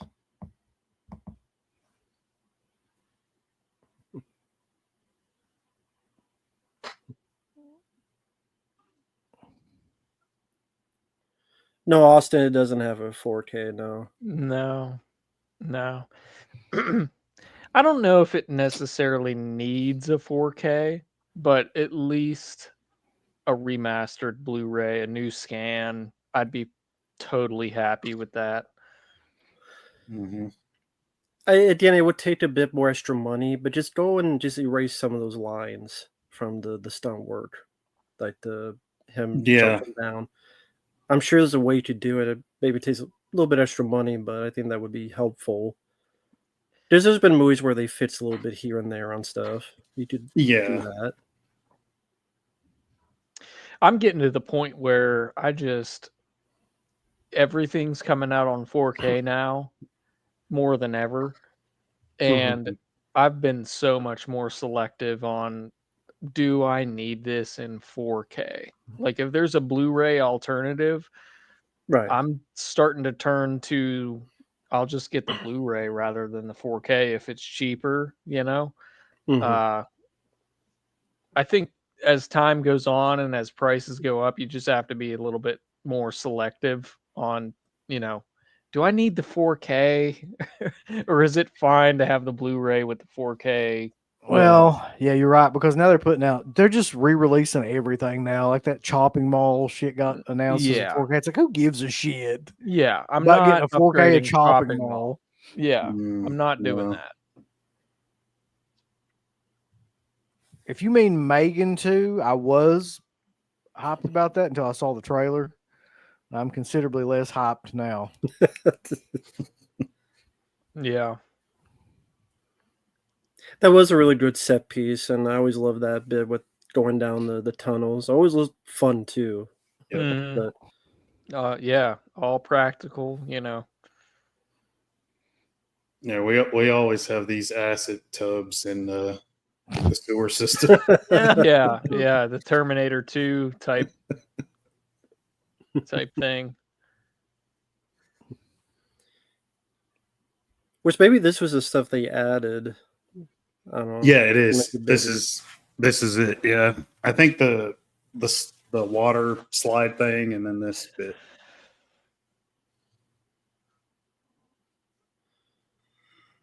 Yeah, it's just a cool set piece, different, atmosphere that you don't really get. You have the right to be dead. Like Brandon Lee from Showdown Low Tokyo. Kicking the shit out of Tatsu from Ninja Turtles in that movie. I have a feeling that the fact that he threw that lighter down there, that grate that they're laying on, I was thinking that too. it provides no protection whatsoever. It's gonna come right through there and burn you to a fucking crisp.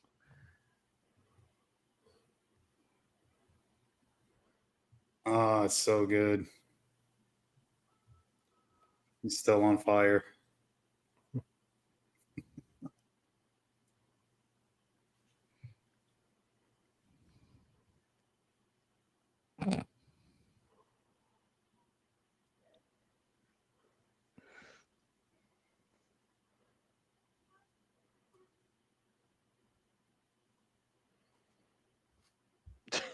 Oh, think about this, kind of like the ending to The Omen.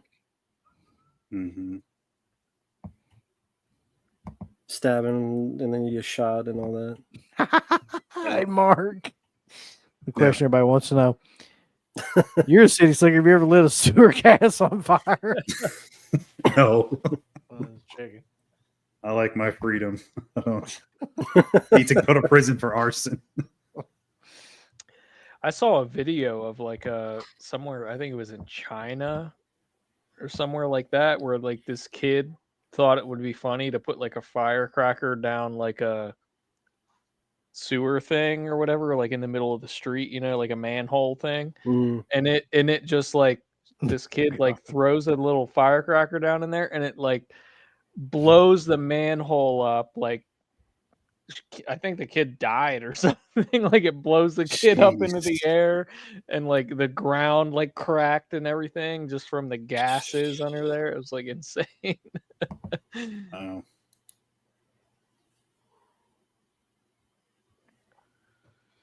See you around, buddy boy. Yep. What an abrupt ending, though, kind of, Yeah. Mm-hmm. Evil never dies. Please never say that, Mark. Evil dies tonight. Evil does tonight. So, Yeah. upon rewatching this film, what'd you guys think? I Still a still blast. dig it, man. Yeah. Yeah. A lot of fun. I still enjoy it. I like the Lou and Jeff Kober. I like the score by Stuart Copeland. I think it has enough set pieces in there to make it at least memorable. Some good stunt work. I love to see a 4K would just have someone just touch up those lines for the stunts. Just do a little bit of that, and that's really all you need. Bring in the features from Kino and 88 Films since they have different features. Mm-hmm. I feel like I really have a soft spot for movies like this for some reason. I don't know what it is, but like any kind of action movie, especially if it's like a cop movie like this that's mixed with horror or sci-fi or anything, like I'm usually gonna like it. There's very few that I don't like this. Can you think of ones you don't? Yes. No, honestly, like I was thinking like most any of these, even like what was the one Steel and Lace, which is Yes. I like that like one. a sci-fi action. I love that movie. Yeah. It's got a very Cinemax quality feel to it. But Well, it it's was like still it was a fun, made though. for, wasn't it like made? It was either made for cable or made for I like think it was, yeah. directed. Yeah. Movies like this one, I put it in the category of like a comfort film. Like you could put it on anytime, you know, Mhm. whether you're sitting there paying attention or whether it's in the background, it always just is kind of like it's enjoyable no matter what situation, you know, it's just kind of like a comfort film, you know, lazy Sunday on the couch, that type of thing. Like it works Yeah. in just about any setting for me. Um, it goes by fast. The pacing is very well. It's very well paced. It's interesting enough whether or not you're, like I said, paying attention to it or if it's just kind of something you have on the background. Like it works. Very enjoyable, entertaining stunts. You know, everything about it. Just I don't know. It works. You know. Oh yeah.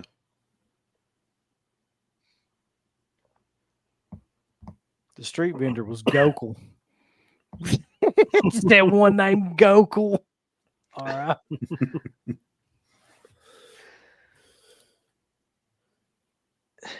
Yeah, I see. I'm kind of like wondering. Like I'm almost.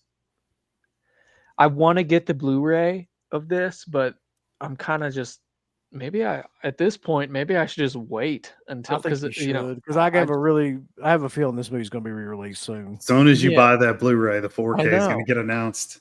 I know that's why I'm probably gonna wait because it's on YouTube. You know, like when's the next time I'm gonna watch it? Who knows? But Mhm. you know, if Vinegar Syndrome or somebody like that puts it out, I'll be the first one to get it. Same here. I was curious, how was the wrestling thing you went to with Sabu and all Holy that? shit, it was amazing. I mean, I hadn't been to one like that in I don't know, man, 10 years, something crazy. Like one that was like that small on that kind of level.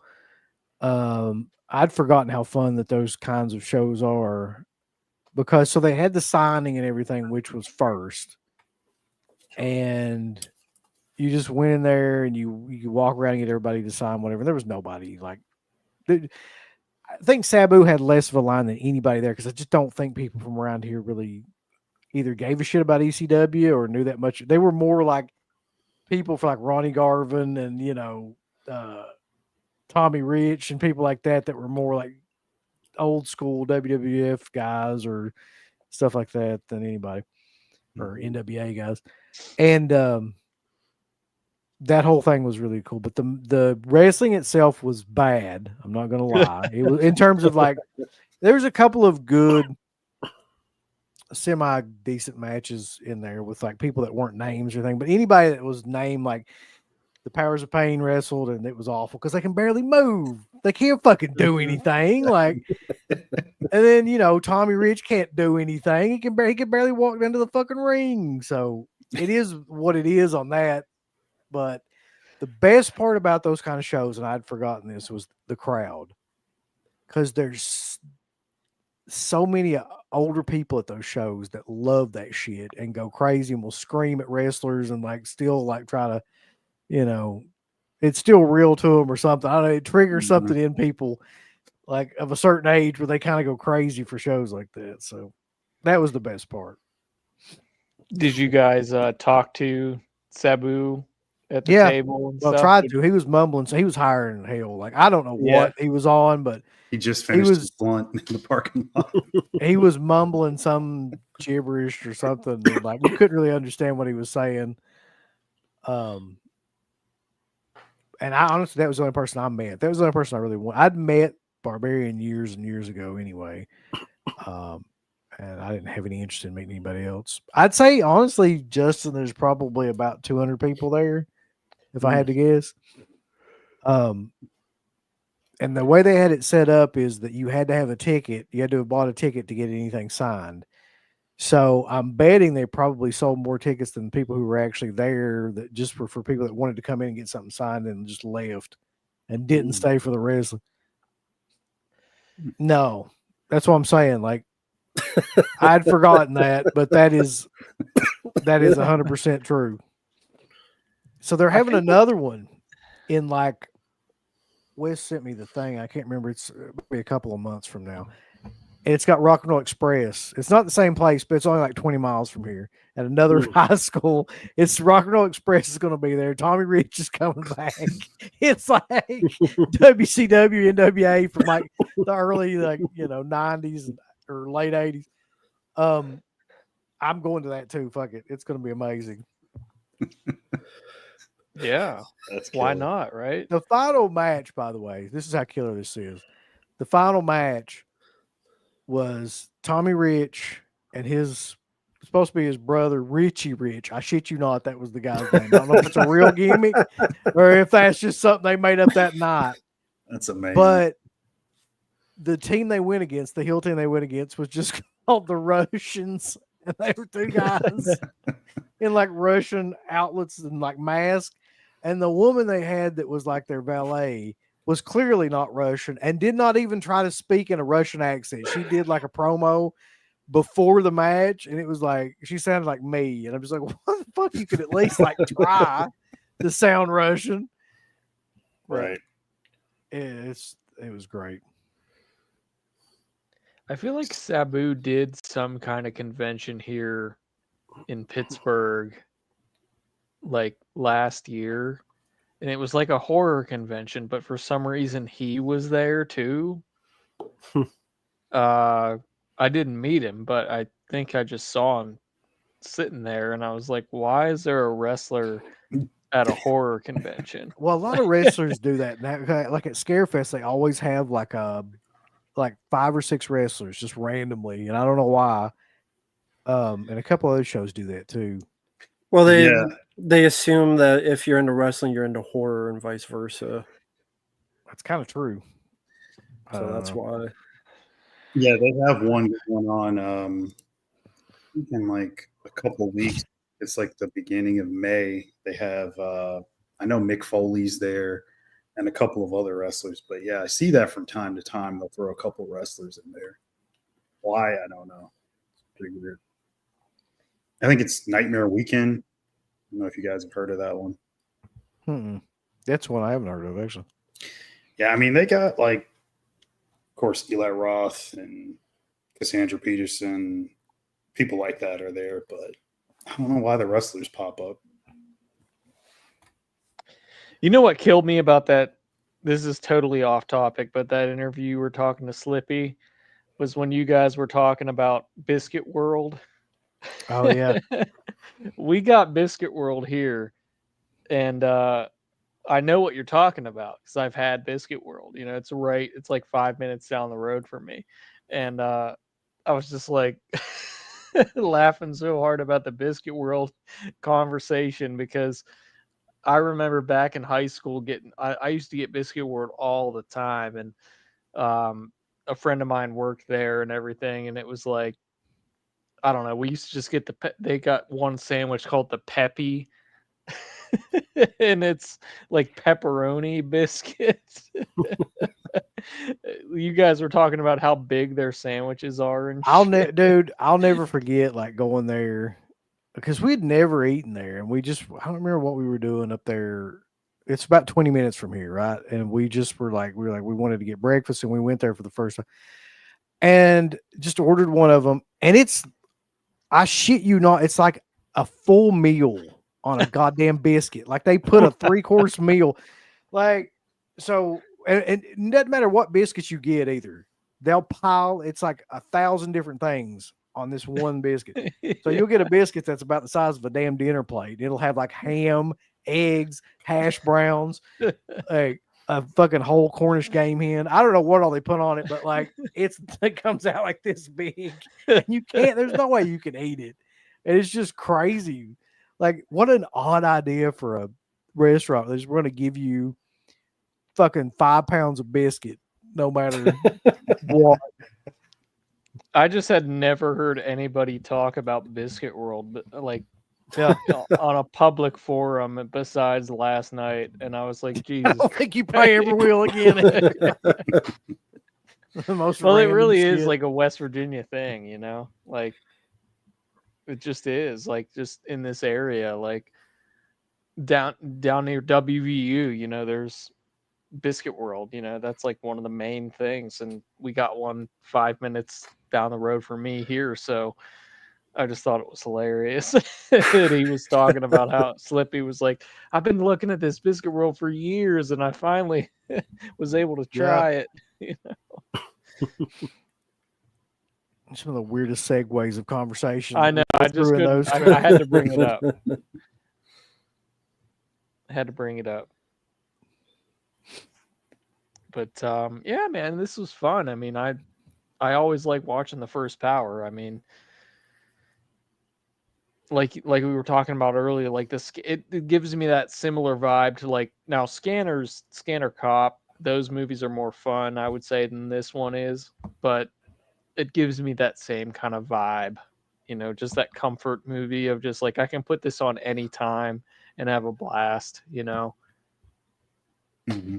Yeah, I know exactly what you mean. A lot of those early 90s films have that same kind of feel to them.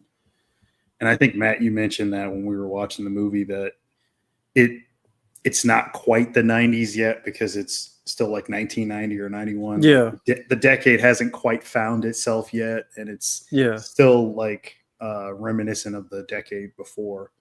So that's always cool too. It's a very transitional time, like the early part of any decade, 80, 81, 90, 91, the early 70s. Yeah. I gotta say, Mark, he sent me a link to this Nightmare Weekend he was talking about. I'm just looking at it on here. This is the wildest array of people I've ever seen in my life. So you've got horror guests. Pull it up. You got. I'm seeing it right now. Yeah, like adult entertainment guests. Exactly. Then you've got tattoo Eli artists, Roth, wrestlers. Mm-hmm. Look at the wrestlers on there. Gangrel. Gangrel. They got him out of. I haven't seen that guy in fucking forever. Exactly. This pops up. I mean, hell, these cons, I mean, you can make some good money. I don't blame them for going. Shit, that reminded me. I don't know why, but this is killer too. Speaking of popping up like in the middle of nowhere, this weekend, Wes sent me this, and I don't know how this is happening, why this is happening, but he sent me a link from his Facebook page, and Bushwhacker Luke is going to be in Ashland, which is like probably 45, 50 minutes away from here in the middle of nowhere at a bar.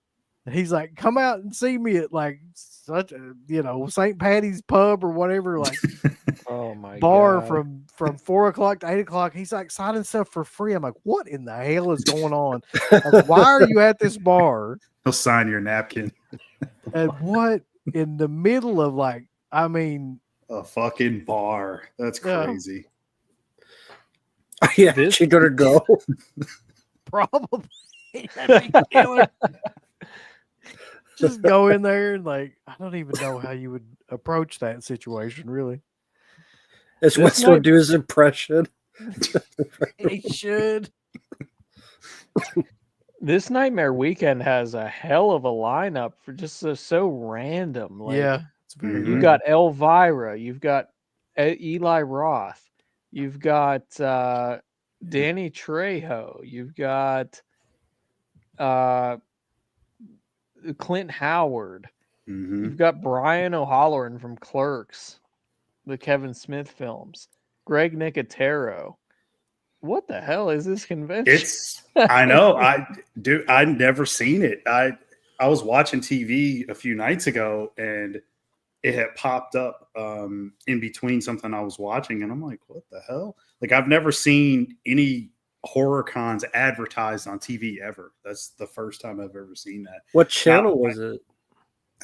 It was watching like Pluto or something, like, so it's like internet TV, but still it's, I mean, they run ads for like cars and insurance and shit like that. So like that just popped up in the mix. That had been expensive.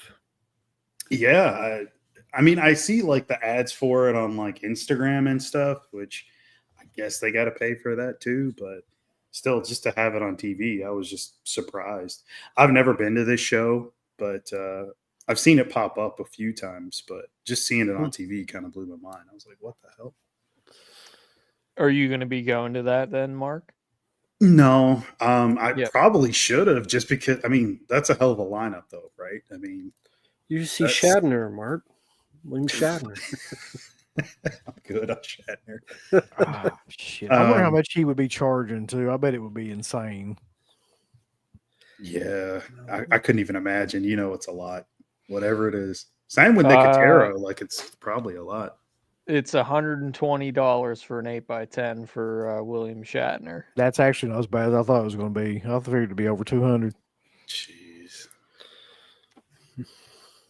No, They got yeah, the pricing on here too. I just seen it. Oh well, Nicotero's not as much as I thought. It's only 60. That's cool. Not many cons actually post the pricing. No, I For want each to get you in person. there first. Hell, Elvira is only $80, so only. That's funny when you're saying Yeah, I was only gonna say, $80. like, 80 sounds like a lot to me. You get a table selfie with Clint Howard for $20. Well, who wouldn't There you want go. that?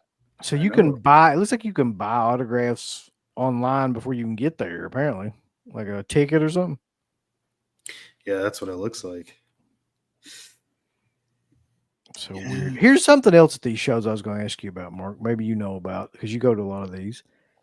The authentication thing that they do at a lot of these shows now. Oh, God. How much is that shit? Too Honestly, much. probably I want to say, but I've never. I don't know. That I don't know. I've seen it. I know of it, but I've never inquired about So it. for people that don't know what the hell I'm talking about, like what's going on now in the collecting world is it's not enough to just have something like and try to like sell it. Now you have to send it off and have it graded by some assholes, and then they like grade your cards and your comic books and your VHS tapes now apparently and stuff. So then you get it back and it has like a grading. It's encased in plastic, has like a grading at the top. It's like a 9, or let's say it's an 8 or a 9 or something. Whatever the grade is how much money you can get off of it. So if it's like a 7, let's say you get $200 off of it. If it's a 9, you can get like 400. So people will do that now and then sell that shit on eBay, and it goes for a fortune if it's graded. So these places, like these conventions, do this authentication shit now.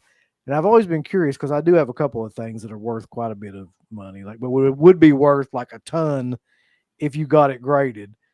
So I was just curious if anybody knew how much that shit cost to get it graded. Like, That's how that even works. ridiculous. It is. Mark, I agree. Mark, you could go for the stereoty. The city stereoty after dark. Did you say karaoke? Yeah, if it goes on attractions and after dark and you scroll down, it says stereoty. Yeah, I see that. Become a singing sensation. You can sing the Ghostbusters theme to your anime open at attractions and after dark, stereoty dance parties. Yeah, they got dance parties. They got Comedy the events. raves. And 18 plus. So I guess like a Ooh, porn. There we go. I just what is it 18 plus for? Exactly.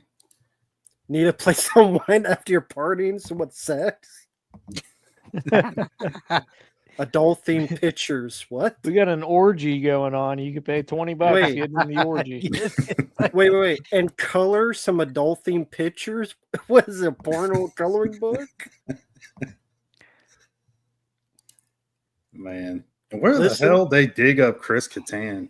Jeez. Boys, fuck Chris Kattan. Like, good lord. Where did he come from? I haven't seen that guy in years. Yeah, this is pretty. Like Jim Brewer or something. Like, who gives a fuck? This is like a fucking trails mix of like celebrities. It's so really random. is. It's a lot of people. Mark, I want you there for that 18 plus panel. Report back. See what it is. You listen to various panels discuss mature side of fandom, Mark. Would Freddy fuck Jason? What does it mean? The What the hell mature it side of fandom. That's what it says. Mature. Is Freddy a catcher or? What's your thoughts about anal, Michael Myers? Like, Yeah. what the hell is Are that? you a even bottom mean? or are you a top?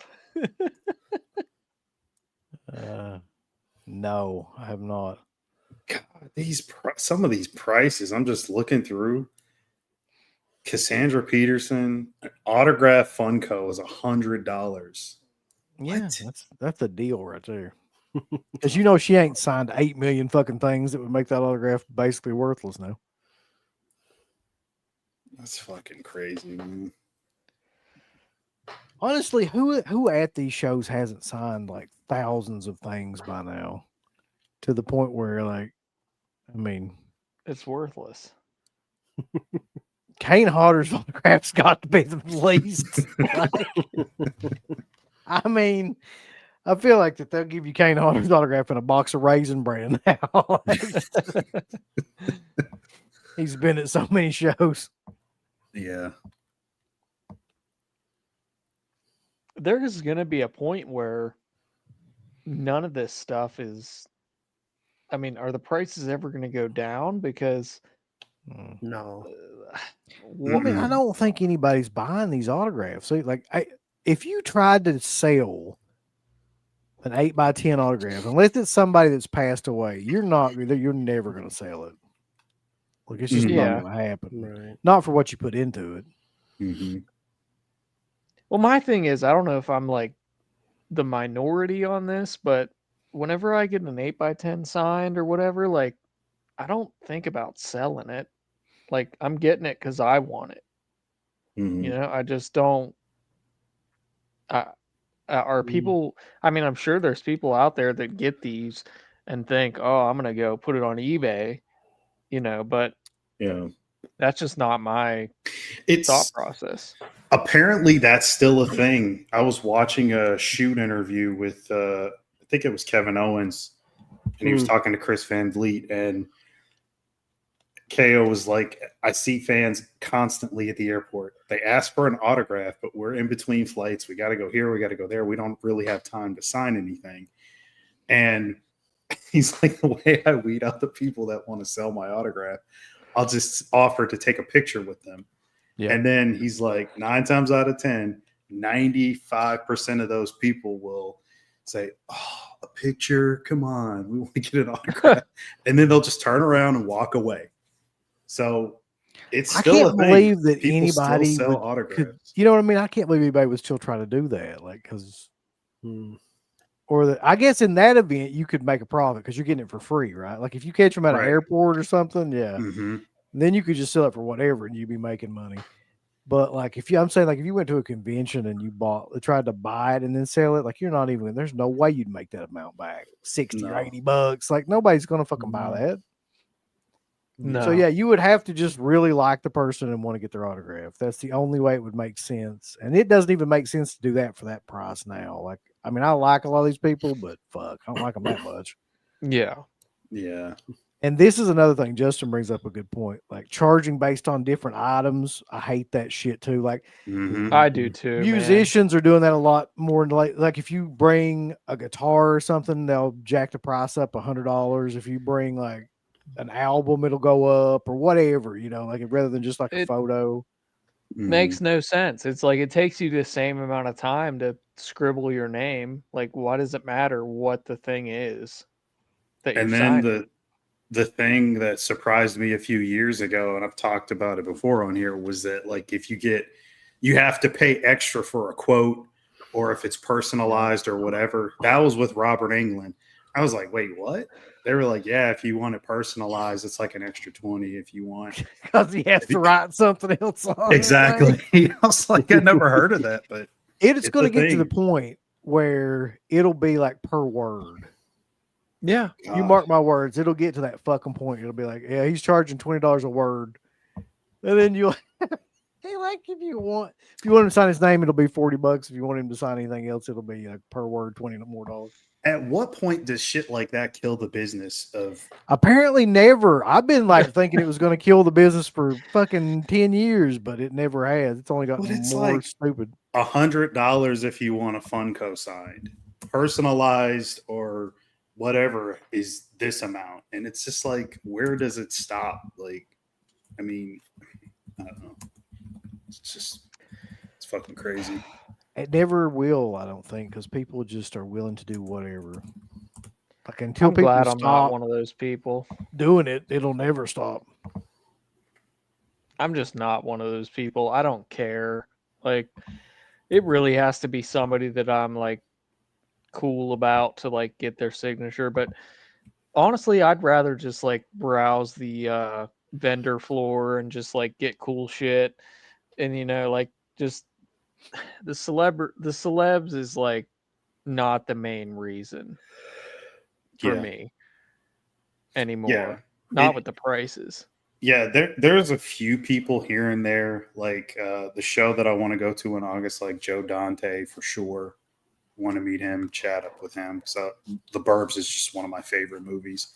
So like, there's that, but like, I'm for sure going because of specific vendors that are always there, and they have a ton of cool stuff that I like.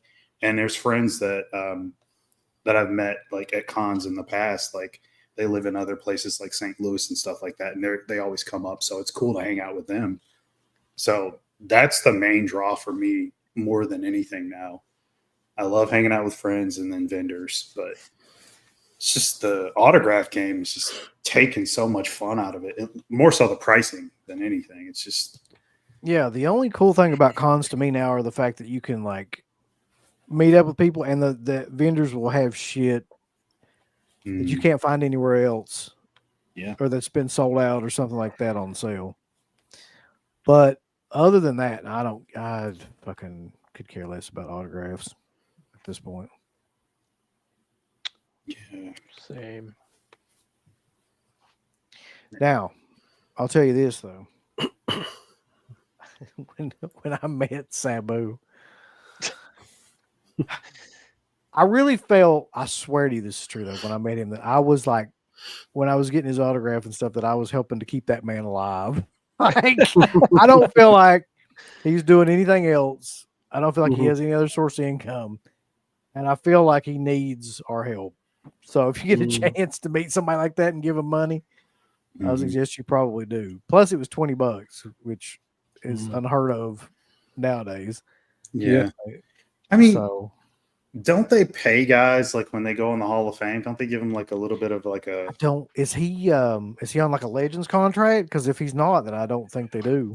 No, but I thought I had heard something about that like some years back, that if you go in the Hall of Fame, they give you a little bit of money, and of course you get the ring, and then you have to do the whole ceremony or whatever. But he's a guy that doesn't like to talk in front of a lot of people, so. No. I mean, hell, he never fucking cut promos in front of audiences. It was always like taped or whatever, or backstage. So, I mean, hell, he didn't even speak when he did the Sheiks thing. Rob Van Dam talked the whole time.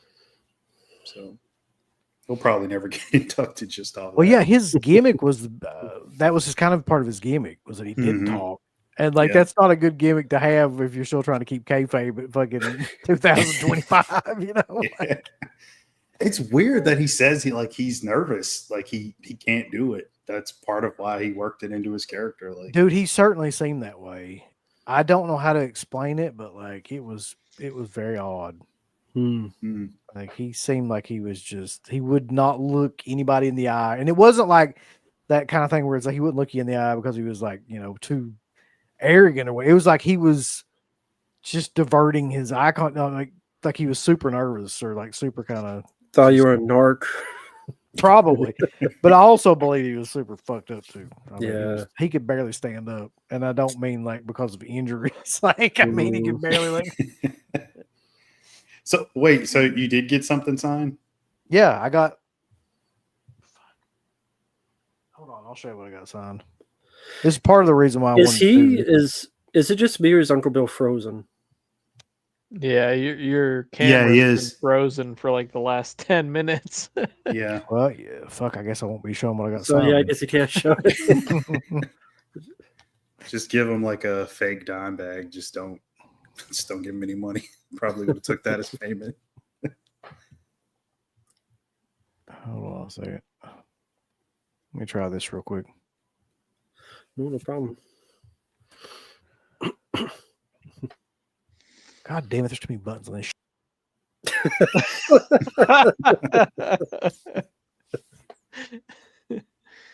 Oh no. No, I mean I knew like for the past 10 minutes too, but I'm like I'm just wondering if Yeah. was I the only one, or was No, it it me was that's screwing me up, or too. was it screwing frozen? Just I didn't hear anyone talking about for There 10 we go. minutes. Yeah, you're good now. Yeah, you're It's like for moving now. 10 minutes, like Mark is like talking to you and he's not saying anything. Phantasm is talking, he's not saying Well, anything. God damn it! 10 minutes It's ago would have just been the me. time to fucking tell me, y'all. I'm like, is it just me? Or am I just tripping? No one in the chat mentioned it. I'm like, maybe it's just me. Maybe I'm the one on drugs and I just I thought he was just sitting Everybody- still. Nobody says anything, so I'm just frozen for 10 minutes He's straight. talking, Fuck but his y'all. mouth ain't moving. Hold on, I'll be right back.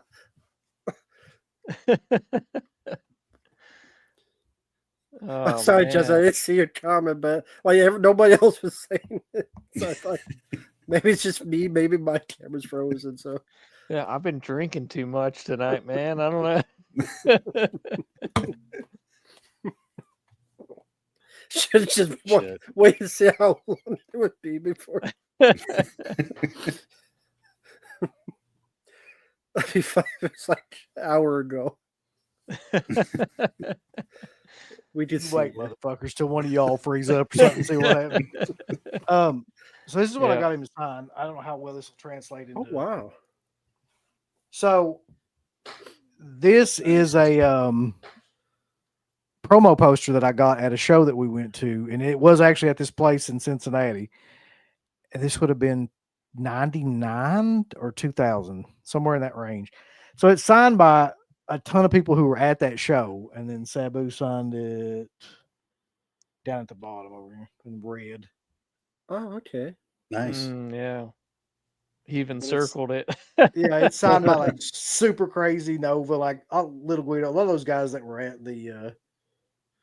that So were part of the- he circled Sabu as well. He's the one who circled his name. Yeah, he circled it. I don't know why.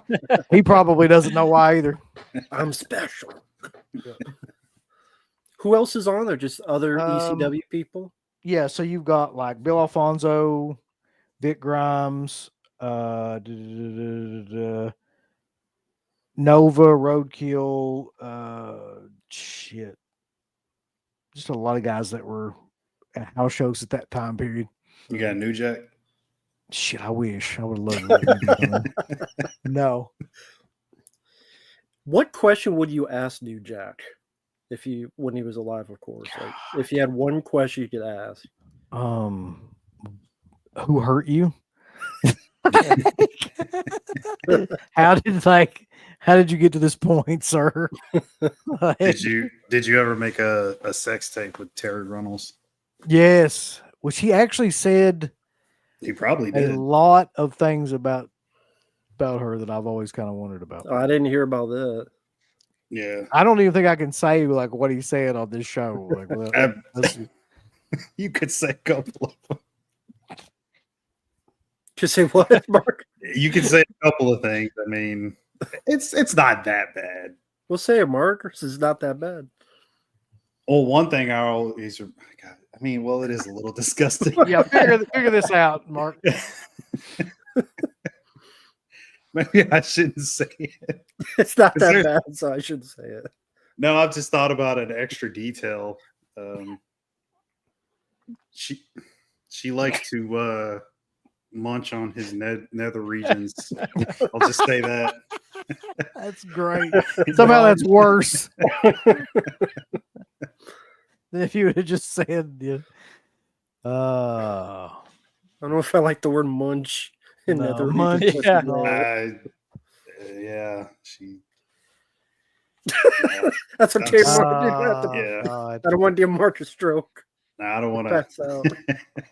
I want to get us thrown off here. Jackson Jack. Fuck. Yes. Yeah, Dirk, not the front. Just put it that way. Yeah. A booty shaker. Oh, Well, this is devolved into Mm-hmm. Butt what this is pie. right now. Butt cake. The nether regions of the nether stream. regions. Munching. All right. So I don't think we can top that. I'm gonna take us home on that note. Of course. Rambo, what do you got coming up? And Lord, please don't let it be nut munching. Or No, anal thankfully, munching. no. Just more requests. I uploaded a few reviews. Tommy Knockers being one of them, which wasn't that good. Wow. Jesus. Been a while And- for that one. Yeah, much more requests. Looking over here, the Beatles' Yellow Submarine, a very trippy animated movie from the 60s. Yeah. The new Looney Tunes movie, which I thought was actually pretty good. Actually called The Day the Earth Blew Up. Sadly, that bombed, but that was actually very good if you like Looney Tunes type of movies. Much better than I thought it would be. A Working Man, which was disappointing. The Green Hornet, which fucking sucks. Fuck Seth Rogen. Mhm. And much more to come from that. Wasn't- So Edward Furlong in that? yeah, as a meth dealer. Yeah. He has one scene, like 2 scenes as a meth dealer that he gets shot in the Yeah. Green Hornet. So much more to come. How about you, Mark?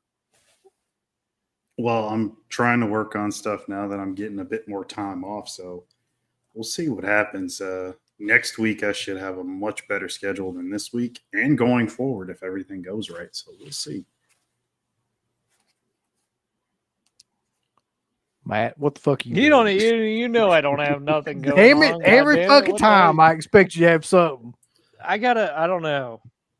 I gotta come up with something, I guess, because it's barren over here, man. Down in West Virginia, I gotta get some content, right? Yeah, you got. Maybe I'll do a Biscuit World review. How about that? I'll Listen, there's nothing else to do in West Virginia. You could be doing some content. Fuck. do a Biscuit World sandwich biscuit review. How about that? Do the minor because I guarantee they've got that over there. Just in my car, Review it. like Yeah. eating the biscuit and being like, "Here's my review." Like that one dude that puts on a suit and eats all the shit and does like reviews. Yeah. The review What's of the week. Wait, what's it called? The Miner? It's called the minor. I forget what it is, but it's like based on coal miner. It's like every Okay. sandwich has a name that's supposed to, be Okay. something like that. Well, if you Yeah. do that, just don't type eating miners or something like that. Yeah. So, No, not that kind of minor. yeah. just be Me careful. reviewing a minor. I don't know how well Yeah. that'll go. It'd be I'm gonna say that I'm reviewing a miner. yeah, there's a Did whole not Kevin thing you can put with Spacey. that, but we probably shouldn't. Don't be Kevin The coal Spacey. miner, damn it. And you Oh, guys are doing like you'll have like 4 streams in a row, like yesterday, today, and then 2 WrestleMania nights. yeah, I was thinking about that. I'm gonna be fucking killed. So yeah, tomorrow is the luck. first night of WrestleMania, and we're gonna do a show after that. Mark's gonna be on that show. We'll We're be. gonna be doing one after the second night of WrestleMania on Sunday, which is Easter, which is so odd. Have they ever done a show on Easter before? Not that I could recall. No. It's It'll so be the weird first to one. me. So after that, we're gonna be doing a show, and that should be interesting because there's got to be something big happen on that show. And I kind of feel like, and we'll talk about this more, but a lot of people feel kind of let down by this year's WrestleMania kind of build. Yeah, I heard Because that. it's really been odd, man, like to say the least. Mhm. But yeah, so we got those coming up, and then at some point we're going to do that Scream Factory show that had to be rescheduled. I don't know when that's going to be sometime soon too. So we should have that, and then what else is going on? Let's see, show shows. Did you record reviews or something? Not yet. We're gonna do Oh. that show here shortly too. I've got so much shit to review, man.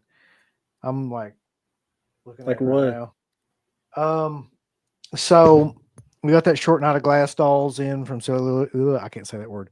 Oh, Celluloid Dreams. Mm. We got As Above, So Below. I showed you all that one. I've got to review that one. Bunch of Kino stuff to review. They sent like 3 or 4 different things. Bunch of that horrible Visual Vengeance stuff to review. God bless them for sending us everything, but God, man, some of that shit is just awful. I finally got my copy of The Beyond yesterday. Nice. Yeah, I saw that. You So- got the green eye, didn't you? Yeah, the green eyeball. Yeah. Did you, Mark? Green eye. I didn't get shit. I placed my order so late. I'll get mine next year. So, not Without holding any my green breath. eyes. That and the No. the vinyl soundtrack for Texas Chainsaw. Finally, my God, it seems like close to a year since they announced that the pre-order for that on Waxwork. I finally got that in a couple days ago too. I haven't even listened to it yet. Yeah, I thought that came out forever ago, but I guess like it didn't. I just got it like 2 days ago, but What was that thing you had where it's like multiple, like each song was on a separate flipper? that was was that? on that was the Hellraiser box set. The soundtrack. Did he ever see it, Uncle Bill? Did you see that? I don't think so. The Hellraiser. He's got like the Hellraiser box. Yeah, it's in the other room. I could grab it if you want me to, but it's like it's the whole Hellraiser soundtrack, but it's cut into, it's not on a single 12-inch record. It's like 6 or 7 45 records with the soundtrack spanned across like 6 or 7 45 LPs. That's And pretty it cool. comes in a giant Hellraiser box, like the Lament configuration. So who put that shit out? It was Mondo or Death Waltz. Hmm. And yeah, I can grab it if you want me to. If you want me to show it again, I'll grab it off the shelf in the other room over there. But yeah, it's a real big box. It's like is a bit bigger than my head. We'll look at it later. I'm Yeah, fixing to fucking go to bed here shortly. yeah. But yeah, the Texas Chainsaw one, that's been a pre-order for like at least 4 or 5 months now, I feel like. And I finally got that a couple days ago, so I I'm was looking thinking, forward man, to it. I don't know what the hell's going to be on it though. Just a bunch of fucking bunch of just well, when they released that, I was desert like, I was sounds. really trying to think, like, what would that soundtrack be like? You just be sitting there and then fucking be scared to death by some sort of jarring, like, pow, Yeah. door slamming and shit. Mhm. I want you to review it though. That should be I what should. you do for your content. In-depth Yep. review. In-depth Yeah. review of that. I want to know. Track by People- track. The people need to know. What love is. Yeah. But Maybe I'll do that. anyway, And Until- one last thing is tomorrow. Like, is that like 9 hours or something? WrestleMania. I think they're both like 8 hours, aren't they? Like, Yeah, luck with well, that. we're not I fucking watch it. watching the No. pre-show or the after bullshit. Even without that, is like No, the main show I think is like 3.5 or 4 hours, maybe. good luck. I ain't watching that shit. I watch your guys' stuff. But I watch fucking. Good luck. that's way too long. Like, I don't even know what the hell they're doing at this point. Yeah. anyway. So until next time, though, I don't know. What are we doing next time? Are we just doing like a bullshit show? I guess we should alternate and do bullshit. Yeah, sure. Yeah. Something with some theme to it. Bullshit. Something. Yeah. Yeah. You Yeah, need to see the interesting new to- Toxie teaser. I said on Yeah. Discord, but you'll love Dude. it. It's Every got time I more- see something from that movie, I realize that I'm never going to see that movie. you'll see more Peter Dinklage, and the new teaser came out today. There's too much Peter in them trailers. You'll love it. I have to come up with another commentary, I don't know what could be the next commentary, but yeah, pick some, some underrated stuff that nobody really does fan commentaries on, like this one. This is Mhm. a perfect one to do it on, but Scanner Cop, something silly like Yeah. that. I don't know. If they re-release Ford Fairlane, will you do that? Yeah, finally. Jeez. That might be coming out. Vinegar Syndrome might be their release. I wish. I'd buy. Yeah. All right. So until next time, always remember, I guess, that everybody dies, but Friday night lives. See y'all. Peace. I want all these people to click everything they're supposed to click. You haven't been liking them, you haven't been subscribing to them, you haven't clicked the bell or notification or anything like that. Folks, why don't you click the like button? Do you hate us? Do you not want to see us succeed? Why don't you click the heart button? Is this something that you have against our particular show? Why don't you subscribe?